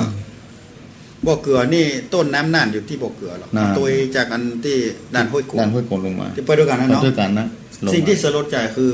เปิ้นฉีดยาฆ่าหญ้า คันยา ต้นน้ำลำธารบน แม่ ห้วยแต่ๆนะขุ่นน้ำ แม่น ฉีดยาฆ่าหญ้าปลูกข้าวโพดกันนะแล้วน้ำมันมาอาบลงมามันก็แม่นหมดนะครับ แม่นโมด โอ้ยาฆ่าหญ้าทั้งนั้น แม่น ลิงอย่างเนี้ยละฉีดเนาะลั่นห้วยบิด ไหลลงมานะแล้วสัตว์ต่างๆ เอามาแม่น้ำลีแม่น้ำปิงอะสมัยก่อนปิงนักขนาด อ่า น่าถึงวันนี้ไปซ่อมพอเตอร์ มีปิงเป่งเชื้อนะยังไม่เป่งยาก็บ่มี มีนะเพราะว่าสัตว์ที่มันสูญพันธุ์ไปกันนักที่สามารถต่อต้านกับสารเคมีเหล่านี้ได้ เพราะฉะนั้นถ้าเฮาเองแต่นางหูแต่ถ้าอยู่นิ่งๆเนี่ยมันบ่เกิดอย่างเพราะฉะนั้นถึงแม้มันจะเป็นแรงน้อยๆเฮาก็ต้องลุกขึ้นมาทำนะครับ แต่ที่ผมเจ้าบ้านเก่าเพิ่นของฮู้เราว่าไม้ตัดมาได้เลยคือมันก้นตายก็น่าไปเอาหลัวได้อะ มันอาจารย์ผมเฮาไปแอวป่าเนาะไปแอวป่าเจ้าเฮาไปบนดอยว่างแล้วขึ้นไปทางแม่แจ่มปิดมา ครับ โอ้ไฟไหม้ป่าเนาะมันเผาให้แล้วมันไม่ใช่เผากับไฟมันลามว่าอย่าง มันลามเข้าไป ไม้ป่าเขียวๆตายเป็นย่อมอ๋อให้ลงมาปากตางกับหมู่ไฟป่ากับมีลูกมันเนี่ยแต่ก็ยังก็ไม่ได้ ยังบ่ได้ นั่งเฝ้าไว้นะไฟกับพอพอขึ้นโป้นท่านหน่อยก็ไหม้ ไง เลยคิดใจว่าบางทีเขาไปหัดแล้วเขาก็มีกัตนาหู กัตนาหู เขาก็ได้กระถอนหายใจเนาะ จิตสำนึกเนี่ยมันต้อง เราจะเงี้ยนายอ่ะขนาดเจ้าหน้าที่อยู่ท่านเปิดจะเงี้ยอย่างมาได้ เลยคิดว่าถ้าเรามีส่วนที่ของ เนี่ยจะ ต้อง ทำขึ้น ทำเอ มาง เนี่ย ต้องทำเอง ครับครับ ถึงแม้จะเป็นที่กี่ให้ก็จ้าง แม่ ในวันนี้ขอจัดมีกี่ให้ ประมาณ100 ปลายแล้วตอนนี้ ของผมประมาณ70ให้เนี่ยนะครับ 100 ปลายตอนนี้ ใน70ให้ใน100ไปเขาจะปลูกต้นไม้ให้จะตัดต้นไม้มันเป็นสิทธิของเขาหมดเลย แม่ อาจารย์อย่าบื้อเขาพ่นหญ้าอยากให้ก็ได้บื้อเผาก็ได้ เพิ่งเผากันนะบื้อเผา ถึงแม้มันน้อยนิดแต่เขาทำได้เต็มที่ แม่ แต่ถ้าป่าทั้งป่าล่ะเขาไปคุมมันได้ มันคุมมาได้ อันนี้เหมือนกันกิจกรรมตัวนี้ถ้าไปปลูกสำนึกคน100 คน1,000 คนไปด้วยกัน แล้วมันมีเยาวชนเราไปกัน ได้แห่ซิมเนาะ โอ้เราอ่อนเยาวชนก็มีที่เข้า คือ ไป ถ้าเอาต้นไม้ไปอย่างอาจารย์ทพครู ครับ ที่ประธานวิกรมวันถึงอย่างปีที่ผ่านมา ครับ ที่แม่ถังหลวงนะ อืม เอาต้นไม้ไปคนละต้น ครับ บางทีป่าไม้มาแจกต้นไม้ อืม อืม แต่พลิกไปปลูกกันที่ไหนก็ได้ ครับ แล้วก็เอาดินเข้าไปอย่างคู่ผีนะอันนั่นน่ะ อันนี้ก็มี แต่ละ ก้า ต้น ไม้เหมือนกันก้าไม้ เปิ้น ก็จะ เปิ้น มี จะเอาแจกครับปีนี้ สาธุ ปีนี้คือกล้าไม้กลับบ้าน อืม ถ้ามีข้าวไม้กลับบ้านคนที่ปลูกไว้ก็ตกกันจะปลูกพันธุ์ ครับ เดี๋ยวจะรักษา ครับ ผมมีการดอกจำป่าเนอะจำป่าทองนะมีอะไรต้นเนี่ยไว้ เอาไป ไปเข้าพิธี ก็ทีแล้วก็มันศักดิ์สิทธิ์ละ ครับ เขา พี่ ไป ไปปลูกที่บ้าน โยม เอาโยมปิกไปปลูกที่บ้าน วันนั้นเพื่อนเอามาเอื้อจัดหลายจากเอาไป ครับ ประมาณมันคงจะมีเป็น50 ต้น ยังไม่สักที่ปลูกหัวที่ข้างวัดแต่ตัวนี้ขนาด ครับ หน้าตาเกือบประมาณมัน8 นิ้วละ วันนั้นที่ไปดูสถานที่นี่ท่านพระครูกัลยาณปราโมทย์ไปพอสถานที่จริงแล้วเนาะ ครับ ส่วนใหญ่ก็จะมีต้นไม้ไผ่ไม้บง ครับ ไม่พยา แต่หลวง นะ พ่อพระครูสุทธิยานรังสีหลวงพ่อเจ้านำอำเภอแม่วางหลวงพ่อแนะนำเอากล้วย ไปปลูก กล้วยป่า ครับครับ กล้วยป่าไปปลูก เพราะว่ากล้วยนี่เปิ้นจะอมน้ำ อม เนาะ น้ำไว้ แล้วก็เวลาแล้งมาเพื่อคายน้ คายน้ำ ำ ออกมา สร้างความชุ่มชื่น ครับ กล้วยมันก็เลือกที่ เลือกที่ ถ้าไปป ต้อง ลูก ปลาชุ่มชื่น ครับ ติด ต้อง แต่ มัน แต่ เกิดเฉพาะห้อมห้วย หอมห้วย สันดอยนี่ก็อยู่ไม่ได้ อยู่ไม่ได้ ถ้าว่าบาดเจ็บป่าจุ่มจะแต่ ไม่ ครับ อืม ต้องอยู่ที่ ต้องมีน้ำเลี้ยง ห้องห้วยครับห้องห้วย น้ำ แต่จะอุ้มมันครับ ครับ อย่างที่เชียงไฮ้แต่ก่อนไปอยู่อำเภอเวียงชัยรวยหัวโล้นโมดแต่ก่อน ครับ ติดกับอำเภอเทิงพอดี เพราะนั้นกลุ่มเพิ่นเข้มแข็งเนาะกลุ่มกับเพิ่นหลวงเพิ่น ครับ ตอนนั้นบ่มีแล้ว ต่อสู้ เดี๋ยว ข นี้ นาดเหมือนกัน ต่อสู้ขนาดประเด็นนี้เป็นป่าไม้ที่สามารถมาใช้งานได้แล้ว เอากึดเอาง่ายท่านอาจารย์ ครับ ว่าอย่างห้วยห้องไคเนี่ย อ่า ครับ กี่ปีเมื่อรัชกาลที่9ในหลวงเปิ้นไป แม่นในหลวง ใช่ ตอนนั้นไผกับปฏิเสธว่า ป เขา ฏิเสธ บ่ได้ละ เอา บ่ได้แล้ว แห้งแรงเกิน ป่าก็ฟื้นฟู เกิ บ่ นจะ ได้ บ่ได้ ละ ไม่ แต่ประเดี๋ยวนี้คนทั่วประเทศ ประเทศ ไปดูงาน นั่น ที่ห้วยห้องไค ต่างประเทศก็มาพอนะ มาพ โอ้ ต้องมาขอ ก็ประมาณสัก30 ปี ประมาณนั้น 40 ปี ถ้าเกิดว่าอัน เนาะ กษัตริย์ของภูฏานน่ะ ครับ นำเกียววังชุ่มเลยนะ จิ จิ ก ม มี่ มี่นะ จิ โอ้ มมี่ เปิ้นศรัทธา ศรัทธา ในหลวง ในหลวง รัชกาลที่9เพราะว่าเปิ้นเอาไปใจบ้านเปิ้น เอาไปใจ อยู่กับป่านี่นะ ศาสตร์พระราชา ศา นะ สตร์ ครับ ครับ ครับ ศาสตร์เนี่ย เรื่องการทุกอย่างและเรื่องระบบการอนุรักษ์การเกษตรต่าง ป่าไม้นี่โอ้แต่ว่านะเนาะ ๆโอ้มีค่าที่สุด ครับ ก็ที่ว่าจะบ่ฮื้อเน้นบ่ฮื้อตู้บ่ฮื้อเจ้าบ้านเผาอ่ะ อืม ข้าราชการนี่เขาเก็บออกมาเนาะ ครับ ถ้าว่าเป็นไปได้แล้วก็ยังคือใบไม้ใบตองเส้นอย่างที่มาแยกกันว่าเธอจ้งไปเด้อ ช่วงนั้นมันเป็นปุ๋ย เอาเป็นปุ๋ย ครับ คือ แม้ พวก แต่ เมื่อกี้ แม้ นะ แต่กระดาษนะพระอาจารย์นะ กระดาษบรรยายก็ซอง พูด นี้ ง่ายๆเนาะซองที่เข้าใจนี่นะ แม่อันนี้อัน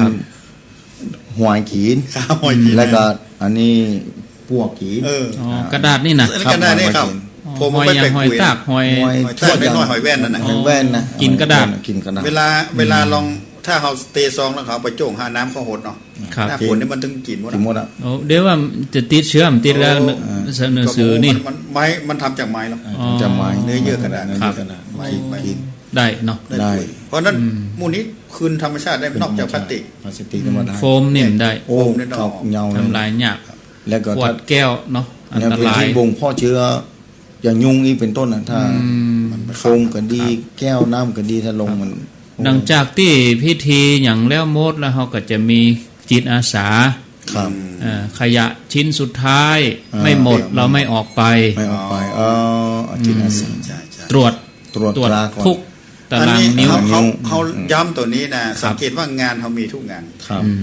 หลังงานแล้วเนี่ยนะเขาไปตรวจพอขยะมันไปสุกนะเขาจะ อืม มันก็หมูเฮาเนี่ยนะหมู ครับ ขึ้นสีขาวนี่เหมือนกัน มัน นะ ไปยัดเต็มหมูจอกหมูแจง พระครูสุเมธถึงว่าเราเอาขว้างทั้งนอกก็ได้เขาจะได้เก็บ คือหัน ง่าย แม่น ๆบางทีเอาไปซุกหั่นซุกนี่ไป แม่น จ้ะ แม่น เอาจง ก๊อก สอง เนี่ ห ย น้านะ เอาไปซุกหั่นแล้วก็น้ำขังงูยุงก็เกิดเนาะ ยุง เกิด มันก็ว่าเต้นแบบมีที่ขว้างก็ไปซุกเกาไม้ซุกกระถางโน่น ครับ เพื่อให้จะไปหั่นอ่ะ อืม เพราะนั้นเน้นโยมเลยถ้าจะขว้างที่เด่นๆไปงานแต่ละที่ก็จะเก็บง่าย ง่ายเอาออกไปง่าย มันต้อง จะ ไป ก ซุก ล้า หั่น วะฮะ ฮะ เอาจงกับพันจะกล้ามันก็อายก็เลยสู้ก็ไหม เนี่ยกลายเป็นปัญหา แล้วกลายเป็นติดอยู่ที่ก็ไม่ ซ้ำยุ่ง ยัดไว้หันน่ะ งานไว้ไหม อ๋อ ถ้าว่ามันเนี่ยหาที่ขว้างที่เปิ้นอย่าผ่านที่ ครับ มาเก็บ ก็งานนี้น่าจะมีถุงดำ จะมี นะครับเนาะ รถขยะ ครับผม เทศ และ บาล แถมอย่างนี่เฮาชอบแยกเศษอาหาร ครับ บางทีทิ้งปนกัน อืม เอาง่ายๆสมมติว่าถุงน้ำแข็งถุงหนึ่งแล้วว่ากอกน้ำแข็งจะบางทีกินน้ำมันแล้วเนาะ อืม น้ำแข็งมีหั่นเนี่ยถ้ามีสำนึกเนาะก็เทน้ำแข็งขว้าง อืม ลงดินมันก็ได้หรอก ได้ไปแล้วมา ใช่ด้วยกันนั่นเนาะ อันนี้มาขว้างถึงหมดท่านน่ะ แล้วน้ำมันก็อยู่ขนาด อ่า อันนี้เป็นปัญหาที่สุด หรือว่าเศษ ครับ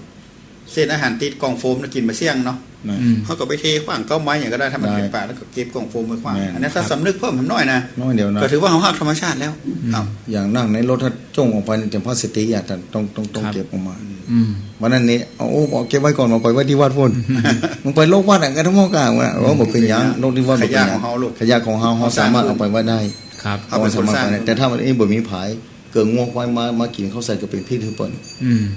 ความสำนึกตัวนี้ผมว่ามันอย่ามาปลุกเนี่ยละอ่อนในโรงเรียนก็ตั้งมีปัญหาพันลงก็ต้องตามเก็บตลอด แม่ มันเป็นอย่างไรในวัดทำเหมือนกันแม้แต่เด็กขยโยมไม่ฮะอย่างว่ามันยากแต่ยังว่าสำนึกที่จะเข้าธรรมชาติ ถึงวันนี้ก็ต้องเก็บอ่ะคือต้องปลูกจิตสำนึกกับที่อยู่เหมือน โอ้ กันนะบางที มัน ต้องได้เก็บ มันบักขึ้นละเอียดอย่างเฮาอ่ะ อย่างตีไข่ฟองไข่เนี่ย ครับ ครอบเนี่ย เวลาจะคว้างน้ำขยี้ขึ้นมันแล้วก่อน เปลือกมันอ่ะ เพื่อมันต้องขยี้ขึ้นมันแล้วก่อน อ๋อ จงคว้างบอกเนี่ยจะไปเอาอันมันเป็นอย่างหมูยุงมันจะฆ่ากันบอกว่า อ๋อ มาได้เลย เพราะว่าเนี่ยไปใส่ตำเก้าไม้นู่นเป็นปุ๋ยหรอก อันน่ะ เป็น ว่า เสี้ย ว่าน ขยำเลยขยำ ใส่ คว้าง กระ ไป ถางโรคเอื้องนั่นน่ะ เพื่อขยี้แล้วคว้างลงไป ครับ อ่า เนี่ยละเอียดเนาะ อืม เอ้ย อันเนี้ย แก่ ต้องขยี้ขึ้นเรียบร้อยก่อน ความภาคธรรมชาตินะ คือมันน้อยเดียวอ่ะพอไปหั่นอะบอกโอ้ยุงมันมี ขนาดเปลือกไข่นะ อืม ถ้าจะลงเปลือกลำไยเป็นยัง หมอ เนาะ เป้านี่ครับคือความเวลาไปคว้างเหี้ยพาหมอเป้าเนี่ย ใช่เนี่ยเปลือกลำไยกูไม่คว่ำไก่น้อย พว ไป ก แล้ ไป ว หน่อยเอา4 โมงแล้วเดี๋ยวลองฟังญาติโยม เออ เนาะ เว้ยเนาะครับพูดกันคำเดียว ฟังญาติโยมเหตุสักกรรมบ้า ลำไยมันเก่นใหญ่เราจะ เก่นใหญ่เนาะ ฝั่งเฮียไปควบไก่น้อยเลย เข้าไปน้อย เดี๋ยวเขาจะได้อู้ถึงสาระธรรมะในช่วงที่2เนาะ ครับ ครับช่วงแรกนี่จะเป็นเรื่องกิจกรรมวันที่1ครับเอาญาติโยมฟังอยู่ก็เจริญปอนเข้ามาจะถามปัญหาก็ได้แจ้งผลการรับฟังก็ได้ที่เบอร์0998366322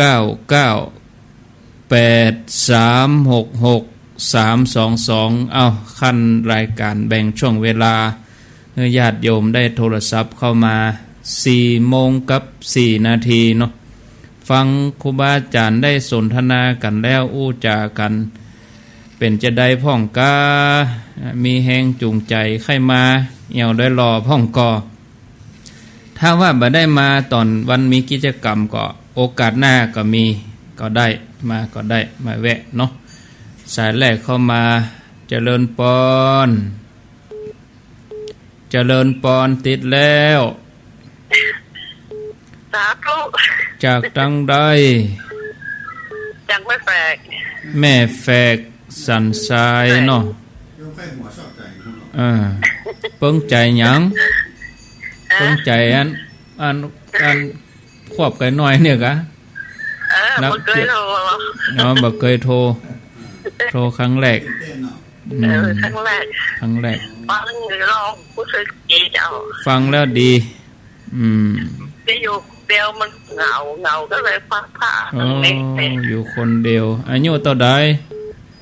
อายุ6แต่76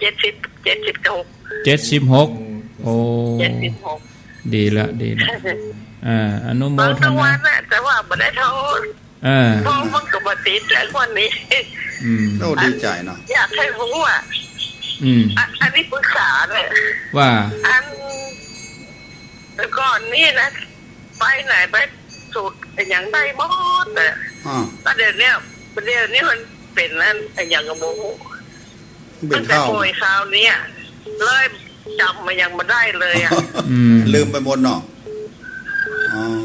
จำแบบพอจะสูตรวนเนี่ยนั่งคิดได้ไปจักมาเกิงก็ได้เมื่อเดียวไปแฮมธรรมดาเป็นอย่างไร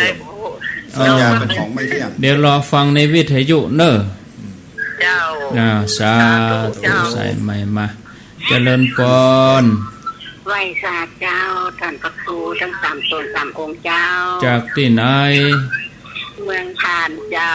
เมืองพานแม่ใส่บัวสันบะเมาก็สันบะเมา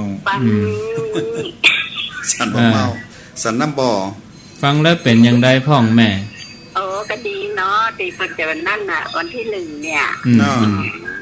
ให้มาก็แม่แต่เมืองพานบอกให้มีเลยเนี่ยมีแต่เป็นอย่างเดียวส่งกำลังใจเอาจ้าโมทนาเนอสาธุเจริญพรไหว้ศาลเจ้า3 ตน 3 องค์เจ้าสาธุเอาใส่ใหม่มาเจริญพรไหว้ศาลเจ้าว่าจะได้แม่อ้วนจะเป็นหน้าขยะมาโดยแหละพอเข้าไปตัวก็เอาถุงเก็บนั่นน่ะนั่นช่วยกันเก็บนะแม่เนอะช่วยกันเก็บถุงพลาสติกก๊อกน้ำถุงขยะไปโดยเอาสวยดอกไม้ไปโดยแน่นอนสวยดอกวันศีลนะเอาเข้าติด3 ตน 3 องค์เลยเข้าติดใส่ถุงเอาเข้าไปนี่วันเต็มตัวแล้วเจริญพรท่านพระอาจารย์ทั้ง3 ตนเจ้าจากทางใดจากวันห้วยหักไม้เจ้าห้วยหักไม้จะไปก่อนแม่น้อยก็แม่น้อยสวยไปเพื่อให้คนอื่นได้เหมือนกันดีกะไปหลายๆสักทีใจกว้างเนาะแม่นเอาดอกใส่ขันแก้วตั้ง3หั่นเลยนะบุญเจ้าโงดใส่กล้วยไปเดี๋ยวคนอื่นพ่อเอาดอกขันแก้วตั้ง3วัดไผวัดมันนะเอาใส่กล้วยไปเลยตุลุงปุ่นถึงดีใจนะมาเที่ยวเฮือน่ะมันบ่พอเก็บอื่นบ่แหมยินดีโมทนาสาธุเจริญพรติดแล้วสายใหม่มา0998366322อ้าว0998366322เอาเจริญพรเจ้านมัสการเจ้าจากดังใดจากหลังกาดแม่สาวเจ้าแม่อายหลังกาดแม่สาวอำเภอแม่อายเจ้าแม่อายฟังตั้งกี่โมงมาแล้วเดี๋ยวนี้กลับมาฟังนี่เจ้าไปเที่ยวแย่ไหมเป็นยังได้ฟังตั้งแต่ต้นเนาะเจ้าได้ฟังตั้งแต่ต้นเดี๋ยวก็ฟังตั้งแต่ต้นไข้หัวคนที่มันนั้นสูบบุหรี่แต่ว่าน่ะสูบบุหรี่เห็นหมูตัวเต่าควายเห็นเดือนหงายก็เป็นเดือนขวัญนะคะหันแถวงูแถวหยังพุ่นนะเจ้าก็ดีคลายเครียดไปเจ้าเจ้านาโทตึงหมดตันเจ้าตึงยองหมดตึงหมดตันเป็นยังแล้วติดแล้วเนาะเจ้าโมทนาสายต่อไปเจริญพรติดแล้วเจริญพรอยู่ที่ไหนอยู่ทางใดไรหนองจ้อมเจ้า น้องจ้อมว่าจะได้ก็ดีเนาะเจ้าจะใส่ไปแต่มันไกลเงี้ยโอ้เป็นยังขี่รถก็บ่ยากส่งกำลังใจมาเจ้าส่งกำลังใจไปถึง3 ตัว 3 องค์เลยนะเจ้ายินดีเนอไหวสาเจ้าสันทรายน้องจ้อมเจริญปนถามแล้วโอ้เจ้าเดี๋ยวจะถามนะเจ้าใช้สถานเจ้าแค่ปีจะถามไม่ไหนตีเนาะโอ้โทรบทตันเปิดวันนี้ฉันหน่อยวันนี้โทรเหี่ยกรรมวันนี้บทตันเปิดยาวฟังชัดเจนก่อนฟังนะครับถึง3 ตัว 3 องค์เจ้าชัดเจนดีเนาะม่วนดียังปล่อยดีเนาะวันนี้เนาะโอ้ขอบคุณวันนี้ถึงเรื่องการงานธรรมชาติเนาะเขาย่องเข้าบ้านกับแค่คนเนี่ยวิทยุเป็นกู้กะอุ้ยเขาเลิกงานเตือนเนาะยินดีใจสถานสารปีเจริญปนจากที่ไหนจากเขียนต้นเจ้าสันต้นมือฝางคุณกะฝางเจ้าอำเภอฝางฟังตั้งแต่กี่โมงมาฟังกำลังเข้ามาฟังไปเจ้าประจำนี่อย่างได้ฟังแต่ต้นสักกำเป็นยังได้ก็ฟังรอบ2ตอน2เนาะยินดีเนอสันต้นมืออำเภอฝางเจริญปนจากที่ไหนลุดไปเข้ามาแถมใหม่0998366322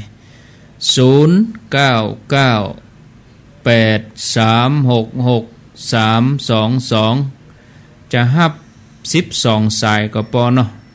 เดี๋ยวจะได้สนทนากันนิมนต์ครูบาอาจารย์ได้ฮือธรรมะศรัทธาญาติโยมอยู่เจริญปน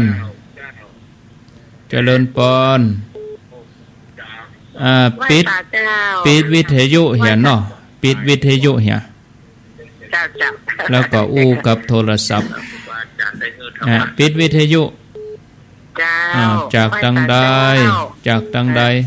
แม่ริมเจ้าแม่ริมตำบลหยังตำบลสันปงเนี่ยเจ้าสันปงเจ้าอยากว่าถ้าอายุ80ป่ายจะไปถึงดอยหล่อได้มาหาที่บ้านโอ้ได้กะ90เปิ้นยังมาจ้ะสบายไปได้นี่จะไปนะเจ้าสบายมากมาเลยว่าลำบากตังสะดวกไหมเจ้าถ้าสะดวกนี้จะไปแล้วว่าใจใครไปน่ะท่านทั้ง3เขาใครไปขนาดเลยจะม่วนนะรวดมาถ้าจะใครตามถึงว่าเจ้าเรื่องไข่ที่จะเอาไปเปลือกไข่ใจเอาไป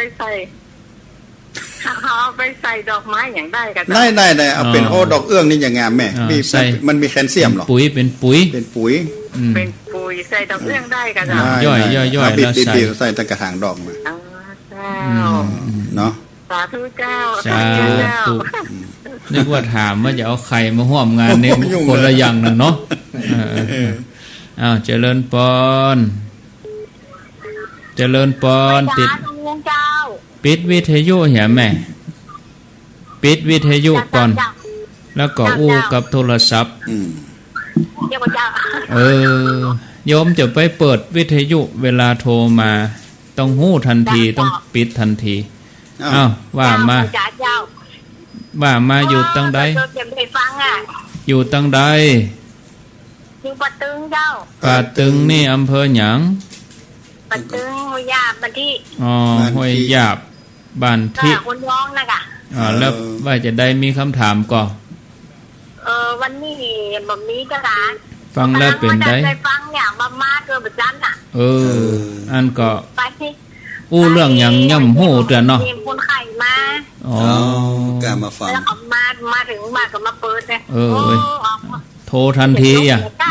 โทรทันทีตัวเจ้าอย่างหูเตือนก็คือเนาะอย่างได้ผมติดเป็นอย่างขอบคุณเนาะ มีใจฮอด ตลอดอ่ะ โมทนาก็มาฟังเกิงกลางตั้งปลายก็เป็นหยังเจริญปอนปั่นกันคนน้อยเจ้าไหว้สาเจ้าจากตังได้อยู่บ้านปงหลังมอแม่โจ้เจ้าท่านหลังมอแม่โจ้เป็นกำลังใจให้ท่านทั้ง3 ตน 3 องค์นะเจ้าสาธุเจ้าฟังแล้วมันก็มีความสุขดีเจ้าสุขที่ได้ฟังที่เจ้าตลอดมาเจ้าก็ฟังนะเจ้าเตปูประทานเปิ่นอายุเท่าใดโยมอายุ60เจ้า60อยู่เหรอเนาะแก่แต่เนาะกำลังจะได้เริ่มเงินเดือนได้เงินเดือนอยู่โมทนาเจ้าไว้สาเจ้าหลังมอแม่โจ้สันทรายเจริญปอนไว้สาเจ้าอันนี้อยู่ที่ไหนแม่ฟองแจ่โฮมเจ้าแจ่โฮมแม่ฟองเมื่อคืนอันนี้รายการประจำแตะแม่ฟองนี่นะ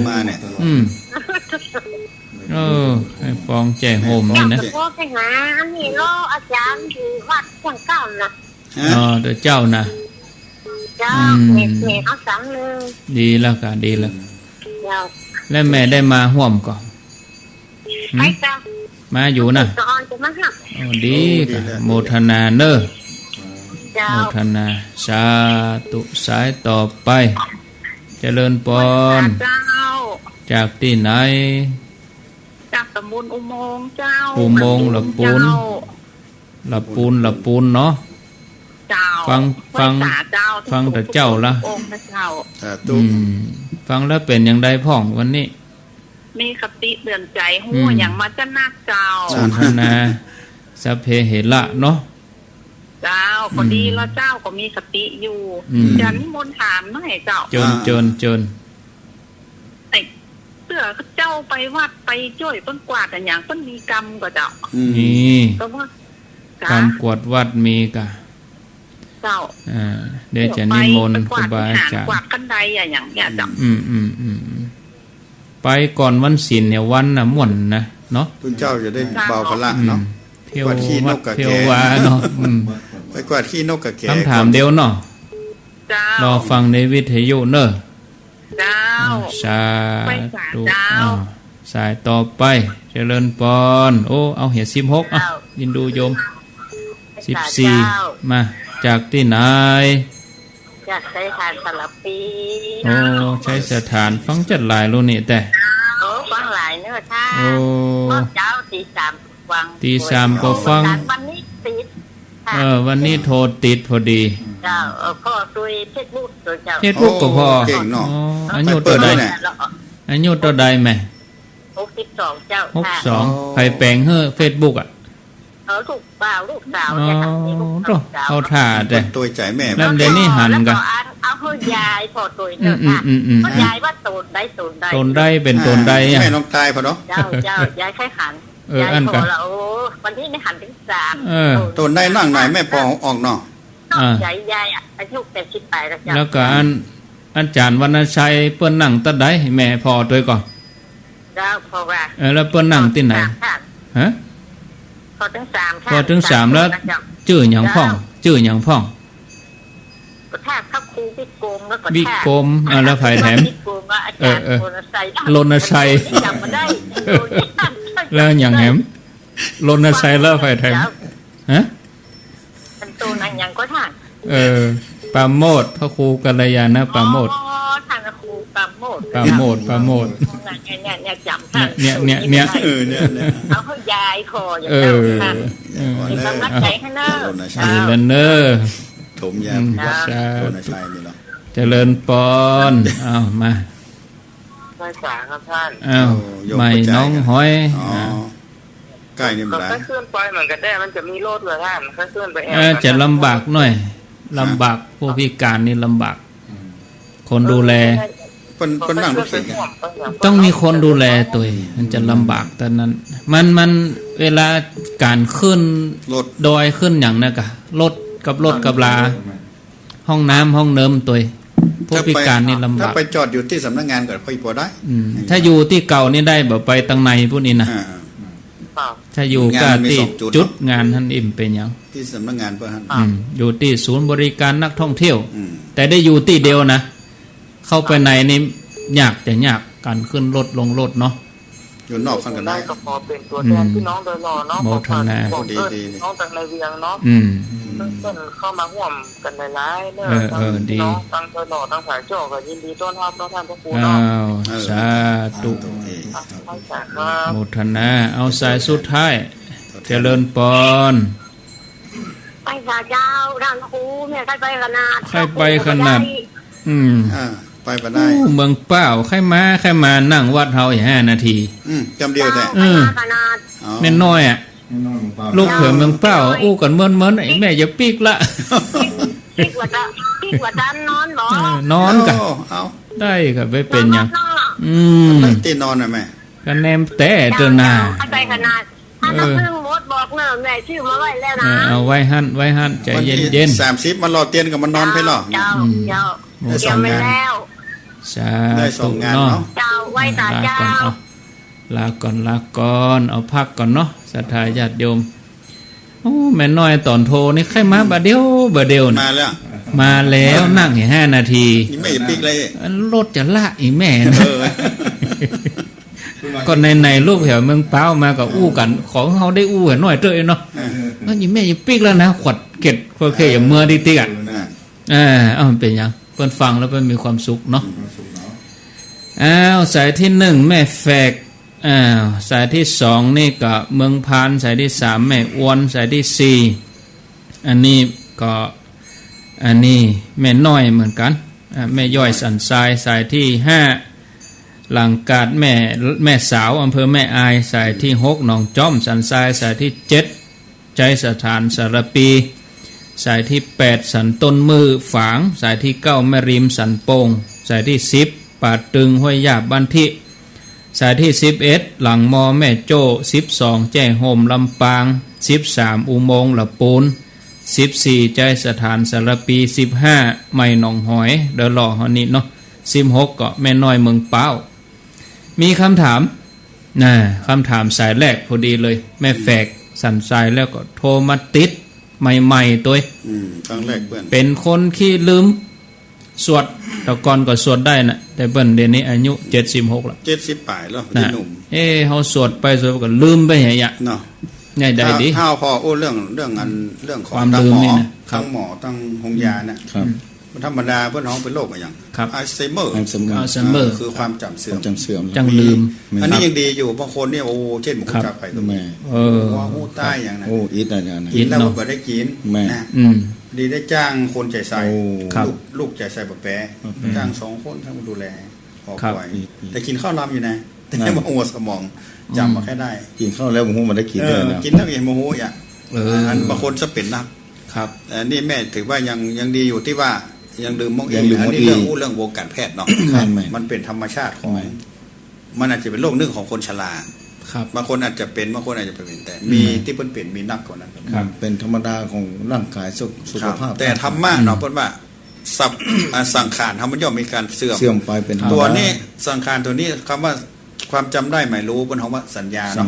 ตัวนี้มันก็มีไปตามสภาวะมันย่อมมีลืมได้เฮายังลืม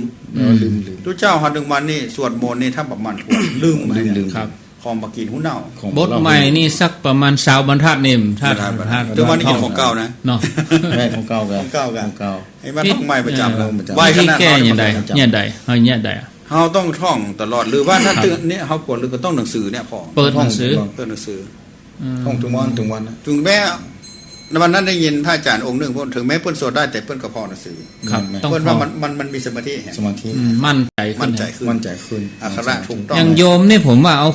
คนจะเอาบทที่เฮาจำอ่ะแล้วบ่ายาวแล้วอิติปิโสก็พอละแม่สวดอิติปิโสเอาเห็น108ท่านอิติปิโส108ครับ108เลยโอ้เปเลิศบทอื่นเหมือนบทที่มันลืมไปแล้วแม่ก็บ่ต้องอะไรใจคล้องละเตี้ยกับเกียรติให้ตัวเก่าสวดมาได้อันนี้แม่ต้องได้สภาวะธรรมของจริงคำว่าอนิจจังมันเกิดครับหันชัดเราหันจะเลยถ้ามันเกิดนี่เฮาจะบอกว่ามันบัดแต้ลงอันนี้จริงๆหันเลยต้องยอมรับแต่ก่อนเขาจำได้ไปเดี๋ยวมันจำบ่ได้อันนี้รู้เปิ้นว่าไตรลักษณ์ตัวที่1คำว่าอนิจจังความเปลี่ยนแปลงครับ มันเคยจำแล้วมันประจำอันนี้ก็คือสภาวะเขาได้ตัวใหม่กันมันได้ธรรมะที่สูงขึ้นเพราะนั้นสิ่งที่มันหายไปเขาต้องไปยึดมั่นถึงมั่นว่ามันจะไม่ใช่ว่าเขาเคยสวดแล้วบุญที่เคยได้แล้วมันสวดไปได้บุญมันจะหายไปกันนี่สุขภาพร่างกายที่แสดงธรรมะคือพอแล้วครับแสดงธรรมะคือพอเนี่ยร่างกายเขาเนี่ยมันปรากฏขึ้นมาเป็นแบบนี้และต่อไปส่วนอื่นเนี่ยลักษณะนี้ไปแหมอย่างอื่นแหมมันก็ไปเรื่อยๆละความจำไปก่อนความจำไปก่อนหูไปแถมตาไปแถมตาแหมเขี้ยวเขี้ยวกาไปเรื่อยๆอะไรที่เคยยานก็ตึงหูยานกลายเป็นหูตึงอะไรที่ติ่งตึงก็ยานไปอะไรที่เกินยาวก็สั้นลงนั่นจะรู้ยาวสั้นคนที่สูงเนี่ยสูงนี่กันอายุตัวย่อลงกันหลังกองต้องตาไม่เต้าสั้นลงนะอันที่เคยสั้นเป็นยาวอย่างคนเฮาในตายสายตาต้องเล็งไก่เนาะเพราะอ่านหนังสือกำแยงเนี่ยเรียกว่าตายาวสายตายาวถ้าอย่างนี้ต้องทำใจยอมรับสภาพต้องพอนี่คือสภาวะธรรมที่เพิ่นแสดงอันนี้คือความร่างกายเนี่ยมันจะปรากฏเป็นอย่างนี้แล้วถ้าพยอมรับว่าร่างกายนี่บ่มวลก็ต้องเอาทิ้งแน่นอนต้องว่างน่ะแล้วถ้าโหเดี๋ยวนี้นึงเขาจะไปแบบฝ่าฝืนไงบ่ต้องฝืนถ้าฝืนเป็นตุกซ้อนตุกอ่ะคือมันยอมภาพนี้มันเป็นตุกซ้อนตุกน่ะซ้อนอย่างสมมติว่าคนเฮาเนี่ยมันยอมภาพว่าเขาเป็นโรคอย่างนึงกลัวแล้วก็กลัวเปิ้นหูพยายามปกปิดคือตุกซ้อนตุกนะในตุกนี่จะต้องมาระวังกว่าคนหูแล้วตุกนี่ต้องมาเยียวยารักษาความเจ็บป่วยตัวนั้นแต่ถ้าปลดเปลื้องไปอย่างคนตะกอนเป็นเอดเนาะโอ้กลัวกันหูเนาะปิดมิดชิดเนาะอันนั้นคือตุกซ้อนไป3 พอเปิดโล่งทีนี้กระตุกเหลือกระตุกที่รักษาอันนี้เหมือนกันไม่เมื่อมันเสื่อมสลายสิ่งที่มันสูญหายไปที่มันจำมาได้แม่ก็ไม่ต้องว่าโอ้จะมาเป็นตุกเขาเคยจำได้นะเป็นตุกมันก็ต้องยอมรับแล้วก็ต้องเข้าใจสัจธรรมด้วยความเป็นจริงเกิดขึ้นกับร่างกายถ้ายอมรับแบบนี้จะอยู่ได้นี่จะอยู่ได้พ่อยอมรับภาพได้เรียนรู้ที่อยู่กับมันต่อไปต้องปรับใหม่ว่าสภาวะใหม่มันเกิดจากที่เขาจำมาได้แล้วจำได้มาจำแล้วต้องเรียนรู้ว่าแล้วให้อยู่ได้อยู่อย่างไรครับสภาวะที่จำมาได้เขาก็ลดมาอย่างพระอาจารย์พุทธบาทที่เขาก็ลดบทสวดลงแม่เนาะเอาอิทธิปิโส108ก็ได้ลงต่ออายุก็ได้เอาเป็นวันก็ได้เหรอแม่วันนี้วันที่1สวด1รอบวันที่3รอบวันที่27สวด27รอบตามวันที่เนาะ365วันก็ได้หรือว่าอยู่กับพุทโธอย่างเดียวก็ได้มาก่อนพระอาจารย์ได้อยู่กับพุทโธก็ได้หายใจเข้าพุทโธก็ได้บางทีมีลูกประคำกับกำลูกประคำนับไปเรื่อยๆมีวิธีปะเลอะเนาะวิธีปะเลอะสวดมนต์เป็นยาทาหรอกภาวนาเป็นยากินปฏิบัติดีกว่าก็ปฏิบัติดีเนี่ยต่อไปที่พระเราก็เอามาก็ถ้าอาจารย์พิจารณาทำเหมือนว่ามันเสื่อมแสดงเรื่องการปฏิบัติหรอกต้องไปหาเรื่องไตรลักษณ์หรอกอันนี้จำรู้อนัตตาเพราะนั้นแม่คือมาจับดูอากาศเคลื่อนไหวก็ได้เวลาเขาเคลื่อนไหวกายแม่ยืนแม่นอนแม่ลุกแม่เตี้ยแม่พอมันไม่เคลื่อนไหวเข้าไปพอนั่นคือการเจริญสติเจริญกรรมฐานซึ่งมันจะเรื่องการสวดมนต์ไปพอแล้วเรื่องหูเอาใจมันกึดขณะนี้ใจกึดดีกึดหายเขาหูอยู่อย่างไรนี่คืออาการตั้งใจพอไปเรื่อยๆพอไปนะตราบใดตั้งแต่เขาตื่นขึ้นมาหูขิงเนาะถ้าหลับนี่ขาดสติแล้วเนี่ยเพราะนั้นเขาขยับงานการแห่งใหม่จากที่เขาเป็นในเรื่องสวดมนต์ตัวนี้มันเสื่อมไปทำมาเปลี่ยนตัวใหม่เอามาเป็นสมาธิเป็นเรื่องผมว่าผมค่าได้อย่างนี้นี่ค่าได้ลืมเนี่ยเพราะเวลาเขานั่งนี่มันแบบถ้าขึ้นหรอกเวลาเขาเข้าสมาธินะเหมาะอารมณ์เนี่ยลืมอย่างเนี่ยโอ้ใครได้ขนาดเพราะฉะนั้นแม่นี่มองกับพอลมหายใจก็ได้พุทโธก็ได้เอาลมหายใจเลยแต่นี่ถ้าเขาเป็นนั่งแล้วเขากึดมดเนี่ยจำเนี่ยมดเนี่ยป้าก็เดี๋ยวสับปูนลอยแม่อย่างก็ดีแม่อย่างไรก็ไปอยู่สันทรายแม่แฝกมันยมแม่แฝกพอลมหายใจก็เอาแล้วพอลมหายใจเขาออกเนอะอยู่กับเฮานี่แหละอยู่แต่เฮานี่แล้วอันนี้ซ้ำง่ายขึ้นมันแบบแน่บางทีเราจะฟื้นขึ้นมาก็ได้ครับบางทีพอเข้าพอออกความจำขั้วขึ้นมาก็ได้แตกฉานเลยเนาะมันจำมาได้จากมันอาจจะได้ปัญญาอย่างอื่นใช่จะได้อย่างอื่นได้อย่างเสียอย่างได้อย่างแต่ได้ที่ยอดกว่าที่ยอดกว่าเพราะว่ากรรมฐานมันออกแล้วแม่ถ้าพยจับอารมณ์อานาปานสติลมหายใจตลอดในสุดยอดแล้วก็ลืมแล้วกันนั่งมันออกมา5 นาทีมาบทแต่ถ้าว่าบ่ลืมลมหายใจสุดยอดถ้าใครลืมลมหายใจนี่จบเลยเนาะครับเอาขยับมาแถมสาย1มีคำถามตำบลอุโมงค์ตำบลไปวัดเฮาไปกวดวัดเที่ยววัดเทวาก็ถามเพื่อด้วยเนาะถามเพื่อโยมตั้งหลายบางทีว่าเย่เฮาไปกวดวัดก็ว่าก็โหเปิ้นว่า พอเปิ้นว่าเฮือเสเตอแม่หญ่แม่ยิงไป7ตุหมู่ไป7แต่นสัง7อย่างนี้ครูบาอาจารย์มีตังออกเฮอก่อนที่จะไปกรรมกวดวัดนี่บางทีมีนายโยมก่อนวันศีล3คน4คนเปิ้นยังไปเที่ยววัดเที่ยววัดอาจารย์ลดใช้ไว้นะคือโยมมันถามบ่อยเหมือนกันนะครับที่ผมถามมาได้บอกว่าได้มันจะเป็นอย่างเอาเจตนาอยู่ที่เจตนาพุ่นเจตนาต้องการทำความสะอาดครับความสะอาดโต๊ะหมู่ก็ดีอย่างก็ดี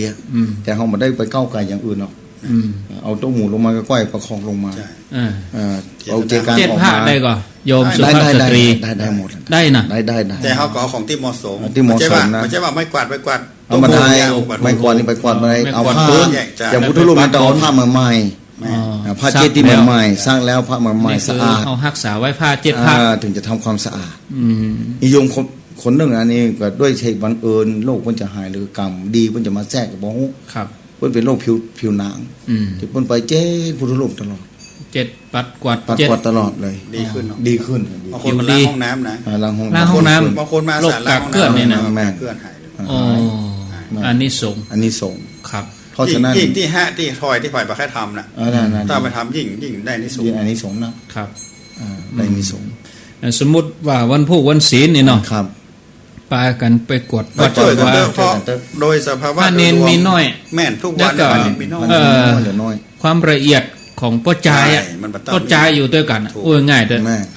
แต่ว่าโยมเขาไปยังว่าอย่างวันพุธวันศีลเฮาเฮือสะอาดวันนี้วันพุธคนตั้งหลายมาหันความสะอาดจิตใจก็เบิกบาน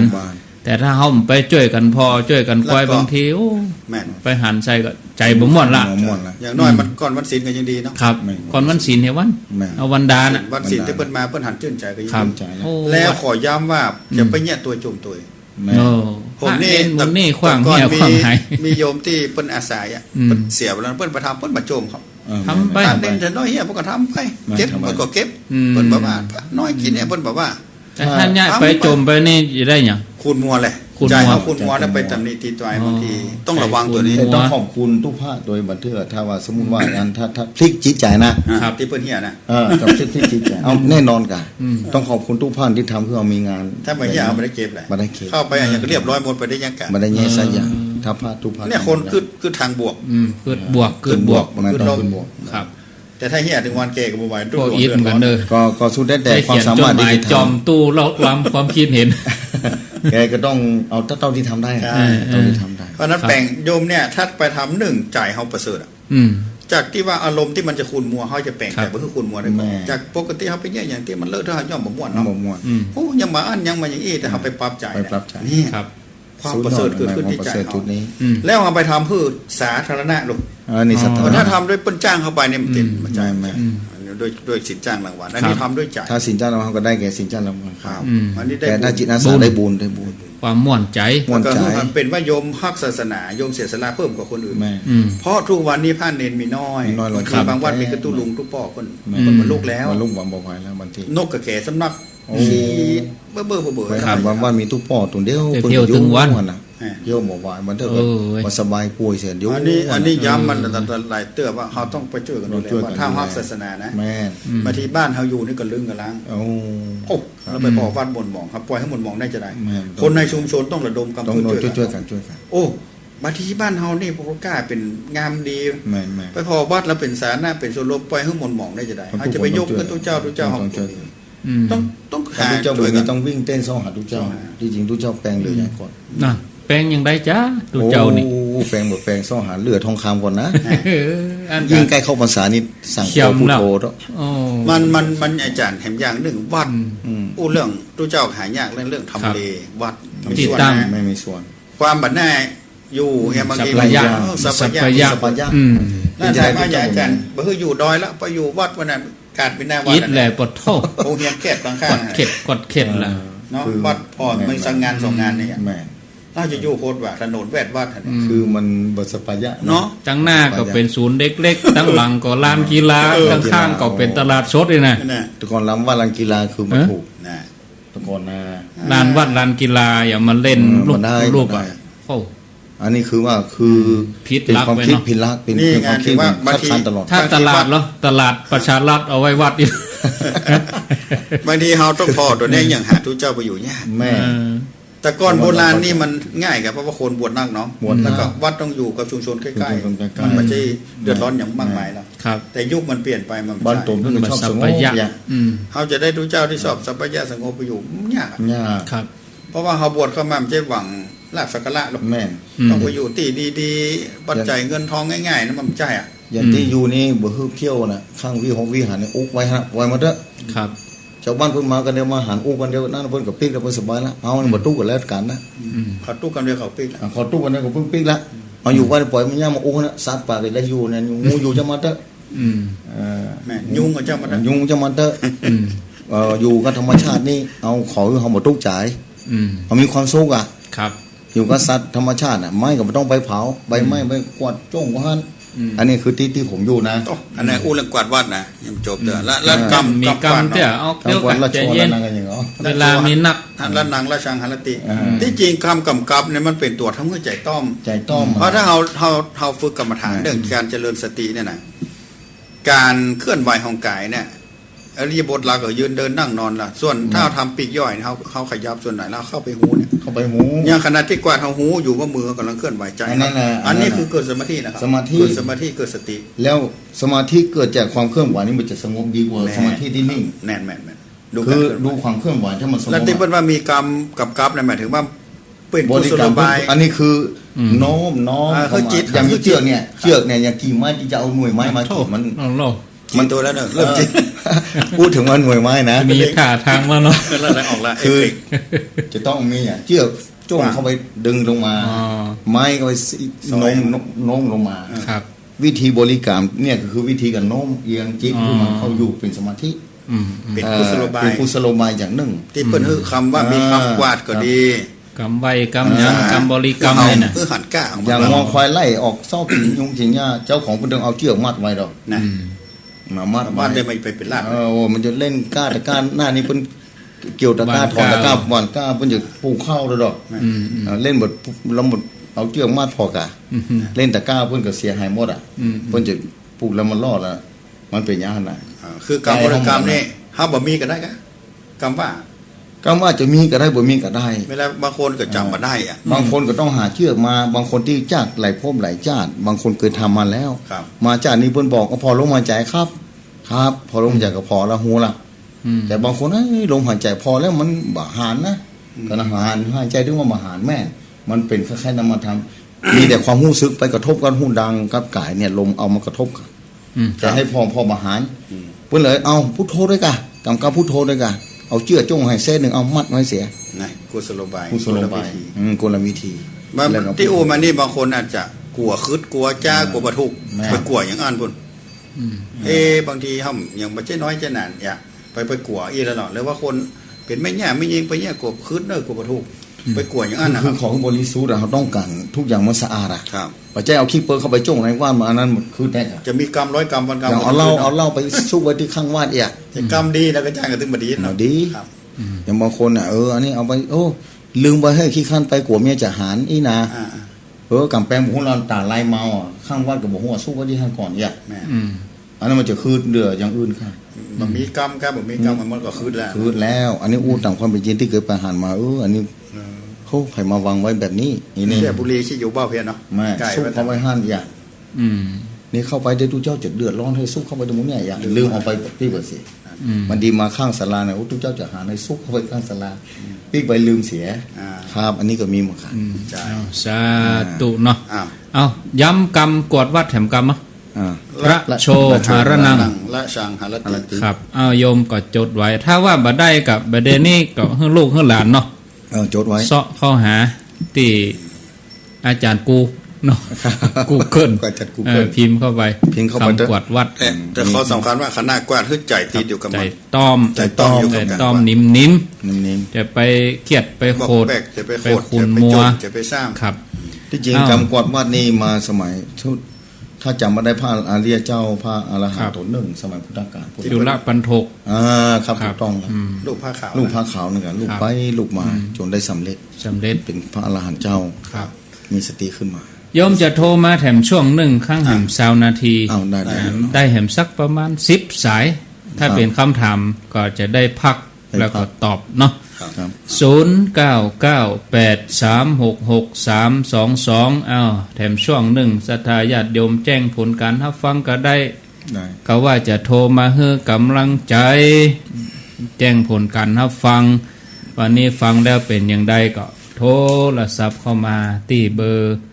0998366322อ้าวมีเข้ามาเน้อเจริญปอนศรัทธาญาติโยม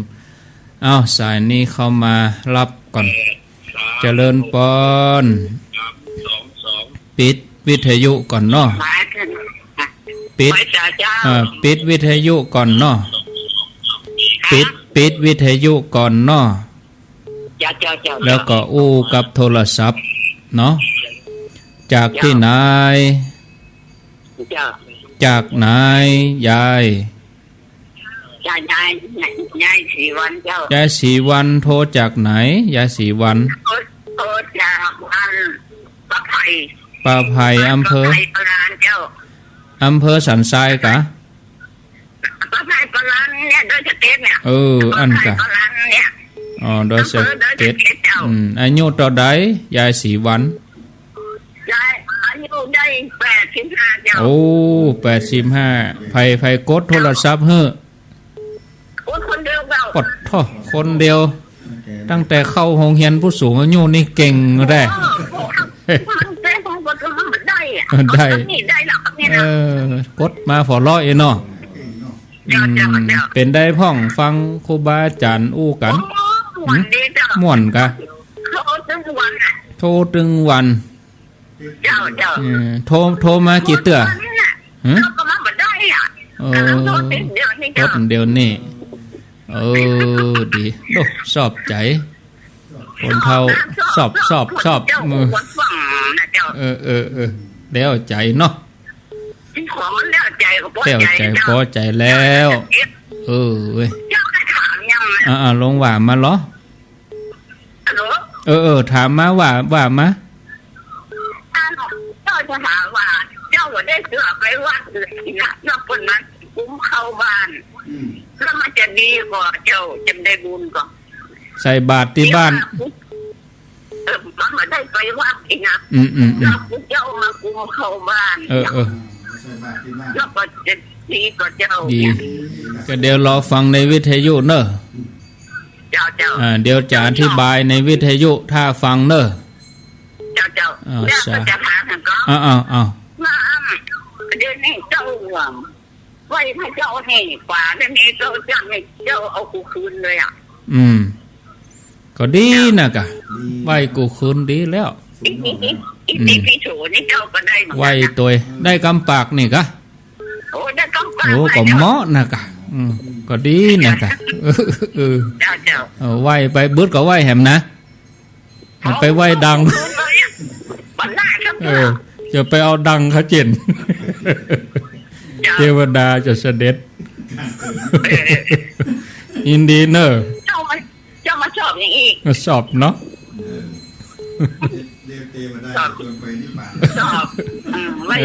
อินดี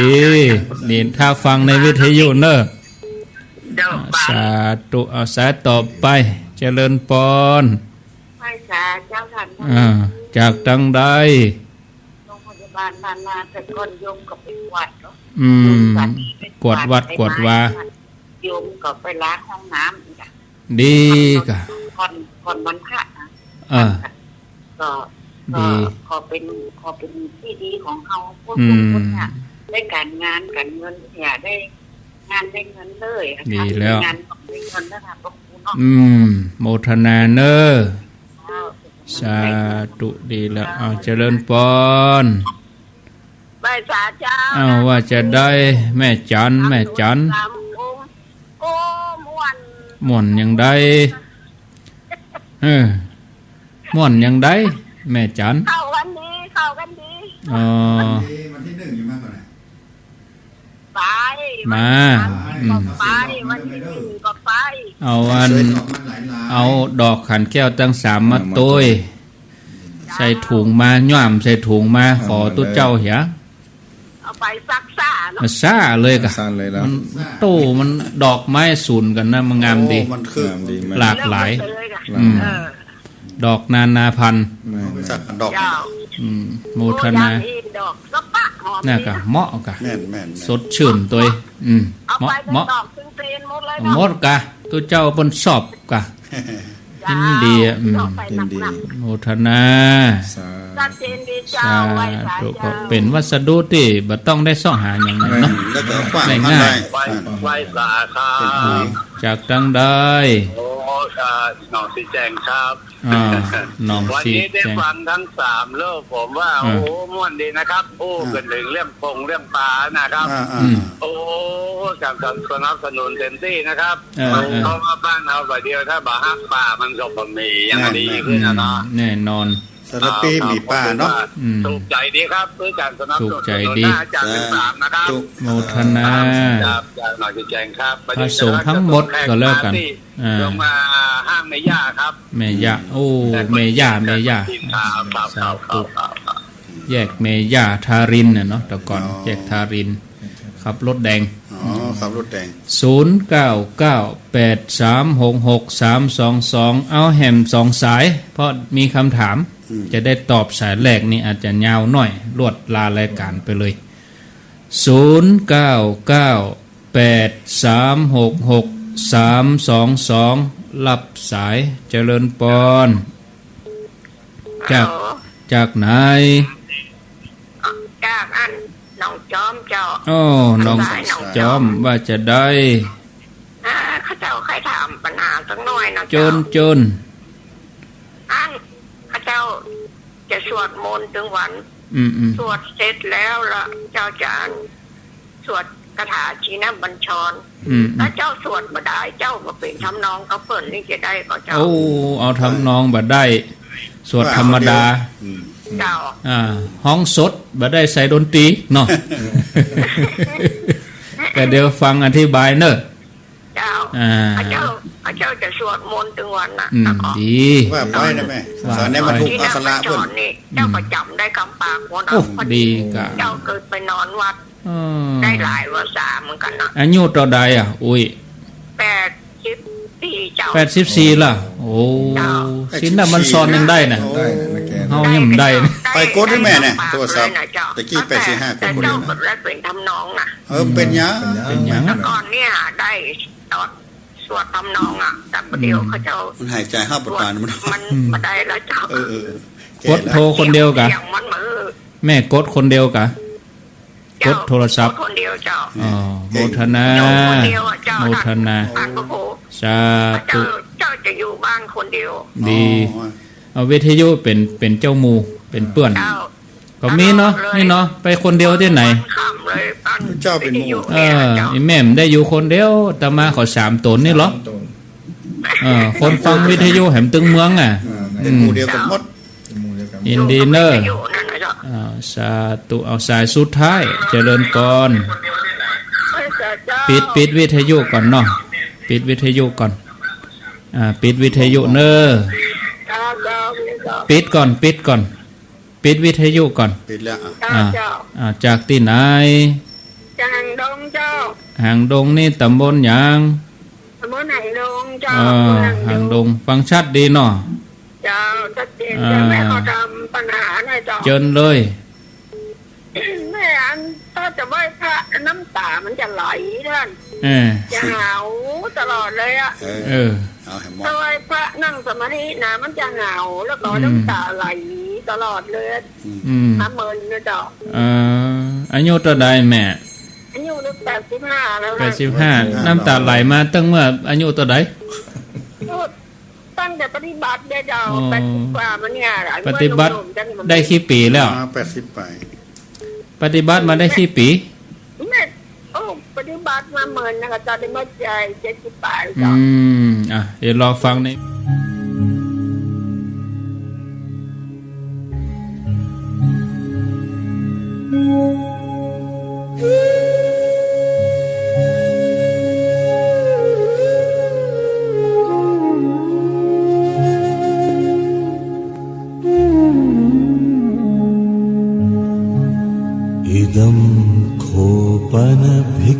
प्रणव दुःखं मरिय सत्यं जातिपि दुःखा जरापि दुःखा व्याधिपि दुःखा मरणंपि दुःखम् अप्पिये संपयोगो दुःखो पिये विपयोगो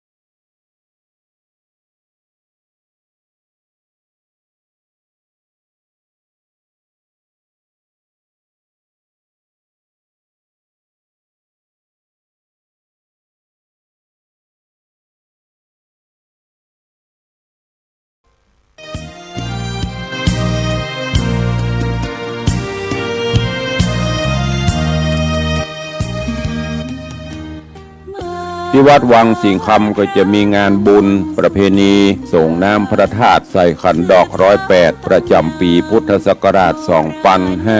2568 ปีนี้ตรงกับวันที่23 24 25หรือ23 24 25เดือนมิถุนายนการนี้ก็จะมีกิจกรรม3วัน3คืนนี้ก็คือเปิดโอกาสให้ญาติโยมทั้งหลายได้ใส่ขันดอก108ปูจากุลพระรัตนตรัยแก้วเจ้าพระพุทธพระธรรมพระสงฆ์หรือปูจากุลหลวง108ได้มีกิจกรรมส่งน้ำพระธาตุดังนั้นก็ขอเจริญปอนเจิญเนอะพี่น้องญาติโยมได้มาร่วมว่างวันไหนก็มาเริ่ม23 24 25มิถุนายนนี้เนอะท่านผู้ใดจะมีกุศลและจิตเจตนาศรัทธาในการร่วมเป็นเจ้าภาพสังฆทานชุดใหญ่ชุดละ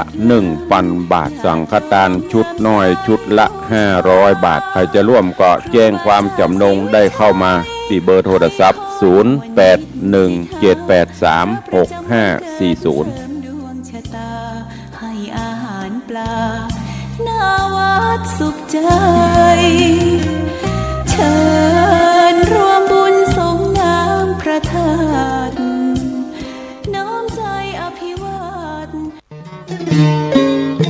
ข่าวสารเพื่อการประชาสัมพันธ์ขอเชิญชวนผู้ใจบุญใจกุศลร่วมทำบุญทอดผ้าป่าสามัคคีประจำปีพุทธศักราช 2568 เพื่อบูรณะวิหารปูพื้นกระเบื้องไวนิลตารางเมตรละ699 บาทจำนวน150ตารางเมตรทำโครงเหล็กป้องกันนกรอบวิหารราดพื้นเททรายล้างหน้าวิหารราวบันไดเหล็กสแตนเลสทาสี รอบวิหารเปลี่ยนระบบไฟฟ้าปรับปรุงทัศนียภาพวิหารบูรณะปฏิสังขรณ์ถาวรวัตถุภายในวัดทอดถวายณวัดดอนตันตำบลเหมืองแก้วอำเภอแม่ริมจังหวัดเชียงใหม่ตรงกับวันเสาร์ที่1 พฤศจิกายนพุทธศักราช 2568 ช่วงเช้า 9:39 นาทีเป็นต้นไปก็ขอเชิญชวนศรัทธานักศีลนักบุญทั้งหลายร่วมงานบุญทอดผ้าป่าสามัคคีครั้งนี้เพื่อบูรณะวิหารปูพื้นกระเบื้องไวนิลรวมไปถึงทำโครงเหล็กป้องกันนกรอบวิหารราดพื้นเททรายร้างหน้าวิหารราวบันไดเหล็กสแตนเลสทาสีรอบวิหารเปลี่ยนระบบไฟฟ้าปรับปรุงทัศนียภาพวิหารบูรณะปฏิสังขรณ์ถาวรวัตถุภายในวัดดอนตันตำบลเหมืองแก้วอำเภอแม่ริมจังหวัดเชียงใหม่เสาร์ที่1 พฤศจิกายน 2568 นี้เชิญท่านร่วมงานร่วมบุญร่วมบริจาคได้บุญได้กุศลโดยทั่วหน้ากัน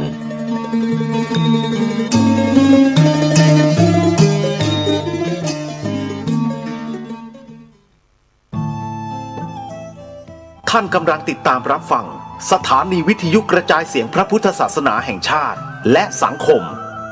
คลื่นเพื่อการศึกษาพระพุทธศาสนาและวัฒนธรรมระบบ FM 104.5 เมกะเฮิรตซ์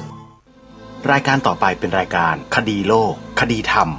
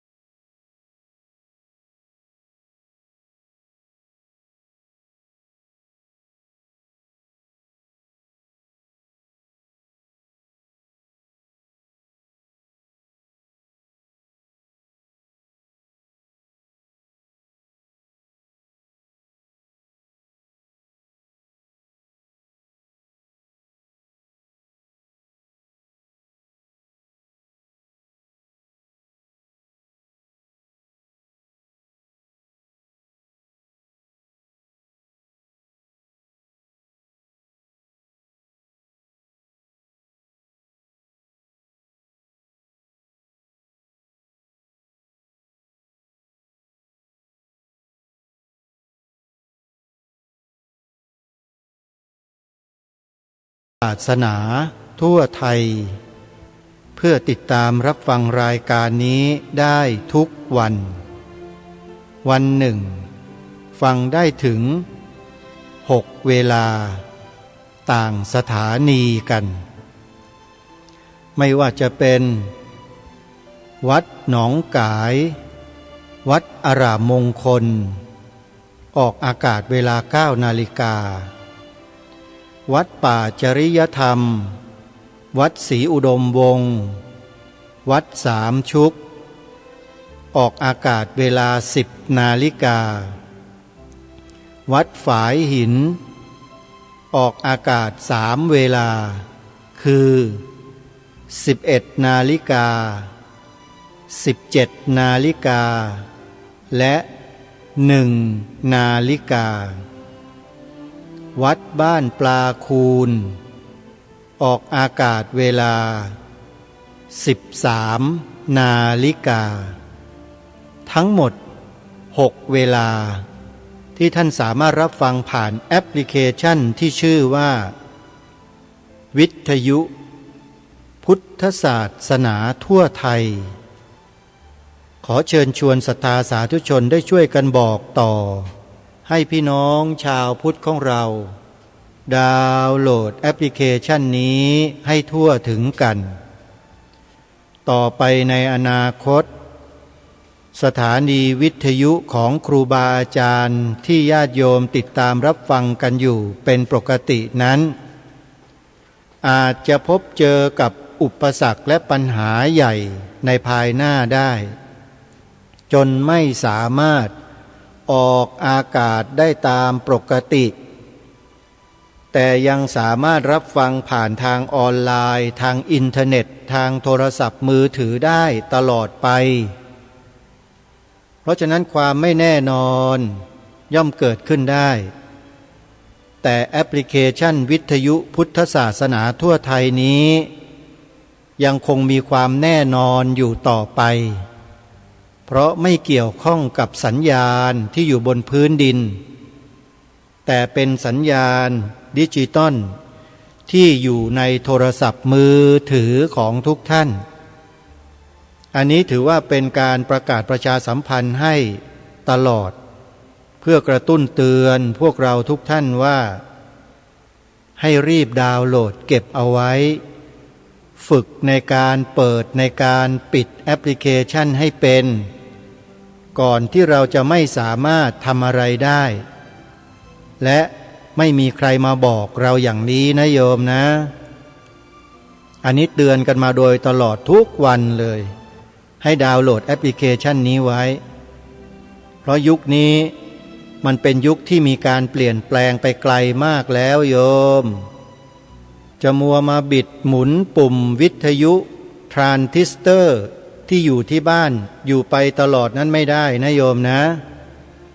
โลกมันเปลี่ยนไปไกลแล้วโยมมันไม่ใช่ดิจิตอลธรรมดาแล้วนะมันกลายเป็นระบบ AI ไปแล้วอย่างทุกวันนี้มีผู้คนให้ความสนใจระบบ AI ศึกษาเรียนรู้นำมาปฏิบัตินำมาใช้ประโยชน์กันมากมายเพิ่มขึ้นอย่างน้อยๆในโทรศัพท์มือถือของทุกท่านทุกคนเนี่ยควรจะมีแอปพลิเคชัน Chat GPT ซึ่งสามารถตอบคำถามที่เราต้องการได้ถามเรื่องใด Chat GPT ตอบได้หมดยกเว้นสิ่งที่ตอบไม่ได้เขาก็จะไม่ตอบแล้วก็บอกให้เราไปสอบถามที่นู่นที่นี่ที่นั่นแต่ส่วนมากแล้ว 99.9% เขาตอบได้หมดถามเรื่องโลกเรื่องสวรรค์เรื่องนรกเรื่องศาสนาเรื่องกินเรื่องสารพัดเรื่อง Chat GPT เขาตอบได้หมดนี่แหละเขาเรียกว่าปัญญาประดิษฐ์หรือ AI เราต้องรู้จักต้องเรียนรู้แล้วเท่าทันเขาเมื่อเขามีเราก็ต้องยอมรับแต่ไม่ใช่ยอมสิโรราบนะยอมรับว่ามีแล้วเราก็นำมาใช้ให้เป็นประโยชน์ต่อกิจกรรมของพวกเราอย่างพระสงฆ์เราเนี่ยก็ใช้สิ่งเหล่านี้มาทำการศึกษาค้นคว้าสาระประโยชน์เพื่อเผยแผ่พระพุทธศาสนาให้ดียิ่งขึ้นสามารถทำได้อาตมาภาพก็ใช้ระบบตัดต่อระบบสร้างภาพสร้างอะไรต่างๆก็จาก AI ทั้งนั้นเลยแล้วก็นำไปถ่ายทอดไปเผยแพร่ให้เป็นประโยชน์สาธารณะเหมือนอย่างช่อง YouTube ที่อาตมาภาพเป็นผู้ดูแลเป็นเจ้าของอยู่เนี่ยเวลาตัดต่อวิดีโออะไรเสร็จก็จะนำภาพที่ได้จาก AI นี่แหละมาทำเป็นภาพปกของรายการของเนื้อหาแต่ละเรื่องแต่ละตอนให้ท่านได้เห็นกันหน้าจอคอมพิวเตอร์หน้าจอโทรศัพท์ใน YouTube นะอย่างคำว่าสภาพุทธบริษัทถ้าพิมพ์เข้าไปใน YouTube ก็จะเห็นสิ่งที่อาตมภาพได้ทำเอาไว้ขึ้นมาให้ท่านทั้งหลายได้เห็นกันเลยท่านลองไปเปิดดูนะใน YouTube พิมพ์คำว่าสภาพุทธบริษัทก็จะเจอคลิปนั้นเลยเป็นพื้นสีน้ำเงินนะแล้วก็มีตราโลโก้ของสภาพุทธบริษัทคดีโลกคดีธรรม สวนป่าสามัคคีทำอะไรเหล่านี้รวมอยู่ในนั้นลองไปเปิดดูโยมจะได้รับความรู้และสาระบางสิ่งบางอย่างที่เรายังไม่รู้กันเอาละท่านสาธุชนทุกท่านวันนี้เป็นวันแรกของการจัดงานปฏิบัติธรรมอยู่ปริวาสกรรมที่วัดศรีอุดมวงศ์ตำบลศรีสงครามอำเภอวังสะพุงจังหวัดเลยโดยท่านอาจารย์พระครูอุดมวรานุวัฒน์เจ้าอาวาสเจ้าคณะตำบลศรีสงครามจัดกิจกรรมนี้ขึ้นก่อนเข้าพรรษาพระสงฆ์จะมาอยู่ปริวาสกรรมกันที่นี่จำนวนหนึ่งถึงแม้จะไม่มากเป็นร้อยเป็นพันแต่ก็มีหัวใจศรัทธาเลื่อมใสให้ญาติโยมได้ร่วมทำบุญกันสำหรับสาธุชนญาติโยมที่จะเป็นเจ้าภาพภัตตาหารเช้าภัตตาหารเพลน้ำปานะหรือจะร่วมมาปฏิบัติธรรมฟังธรรมะในงานดังกล่าวก็สามารถเดินทางมาร่วมกิจกรรมกันได้ที่วัดศรีอุดมวงศ์สอบถามรายละเอียดที่หมายเลขโทรศัพท์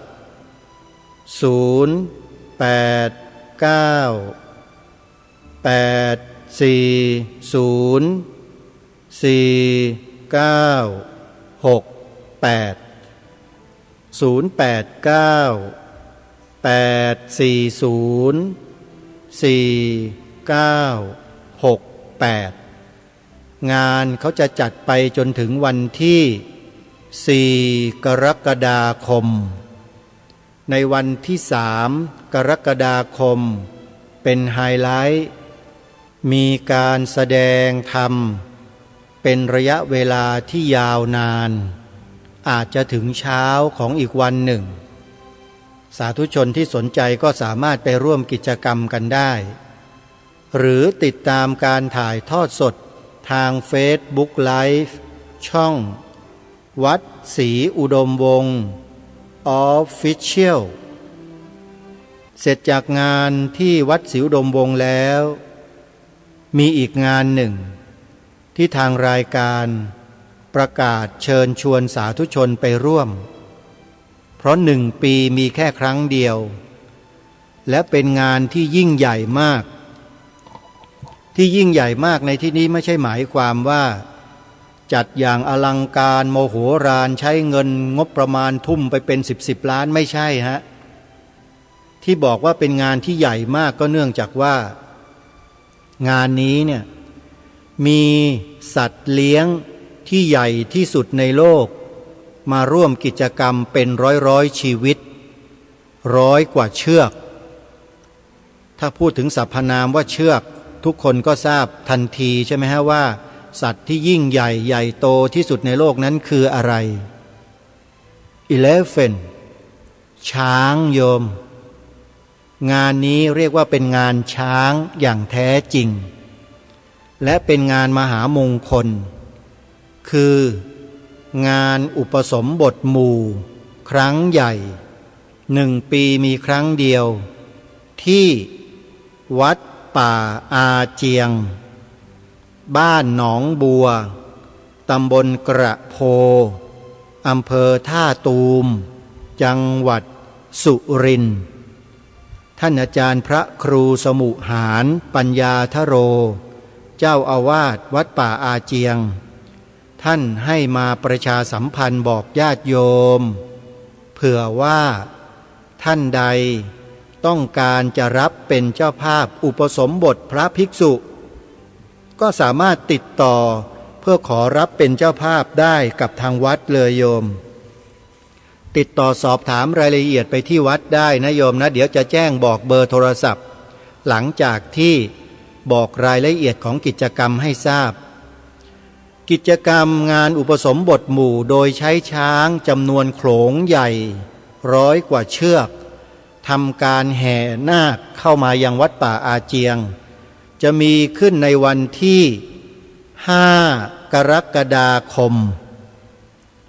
พอเสร็จจากงานวัดศรีอุดมวงศ์วันที่4 กรกฎาคม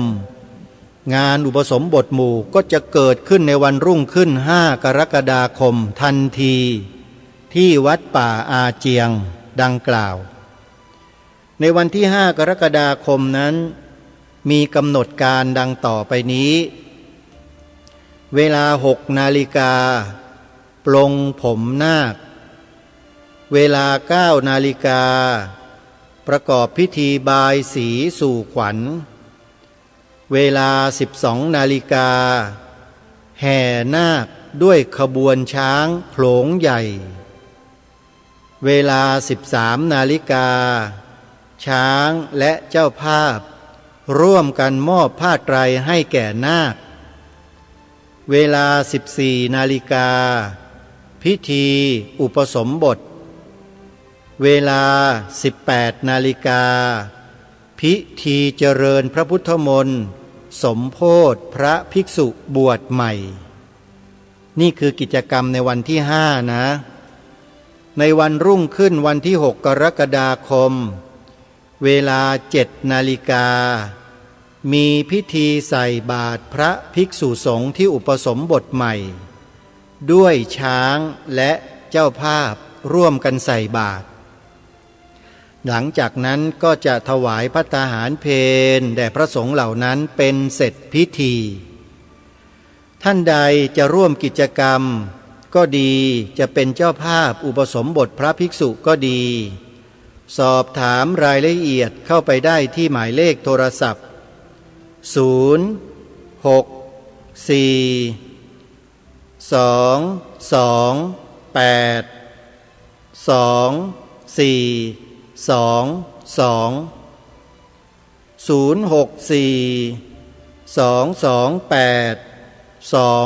อย่างสละสลวยอย่างสละสลวยสวยงามในธรรมอย่างมากเมื่อเราสวดมนต์แปลกันทุกวันเนี่ยเป็นการทำซ้ำๆย้ำ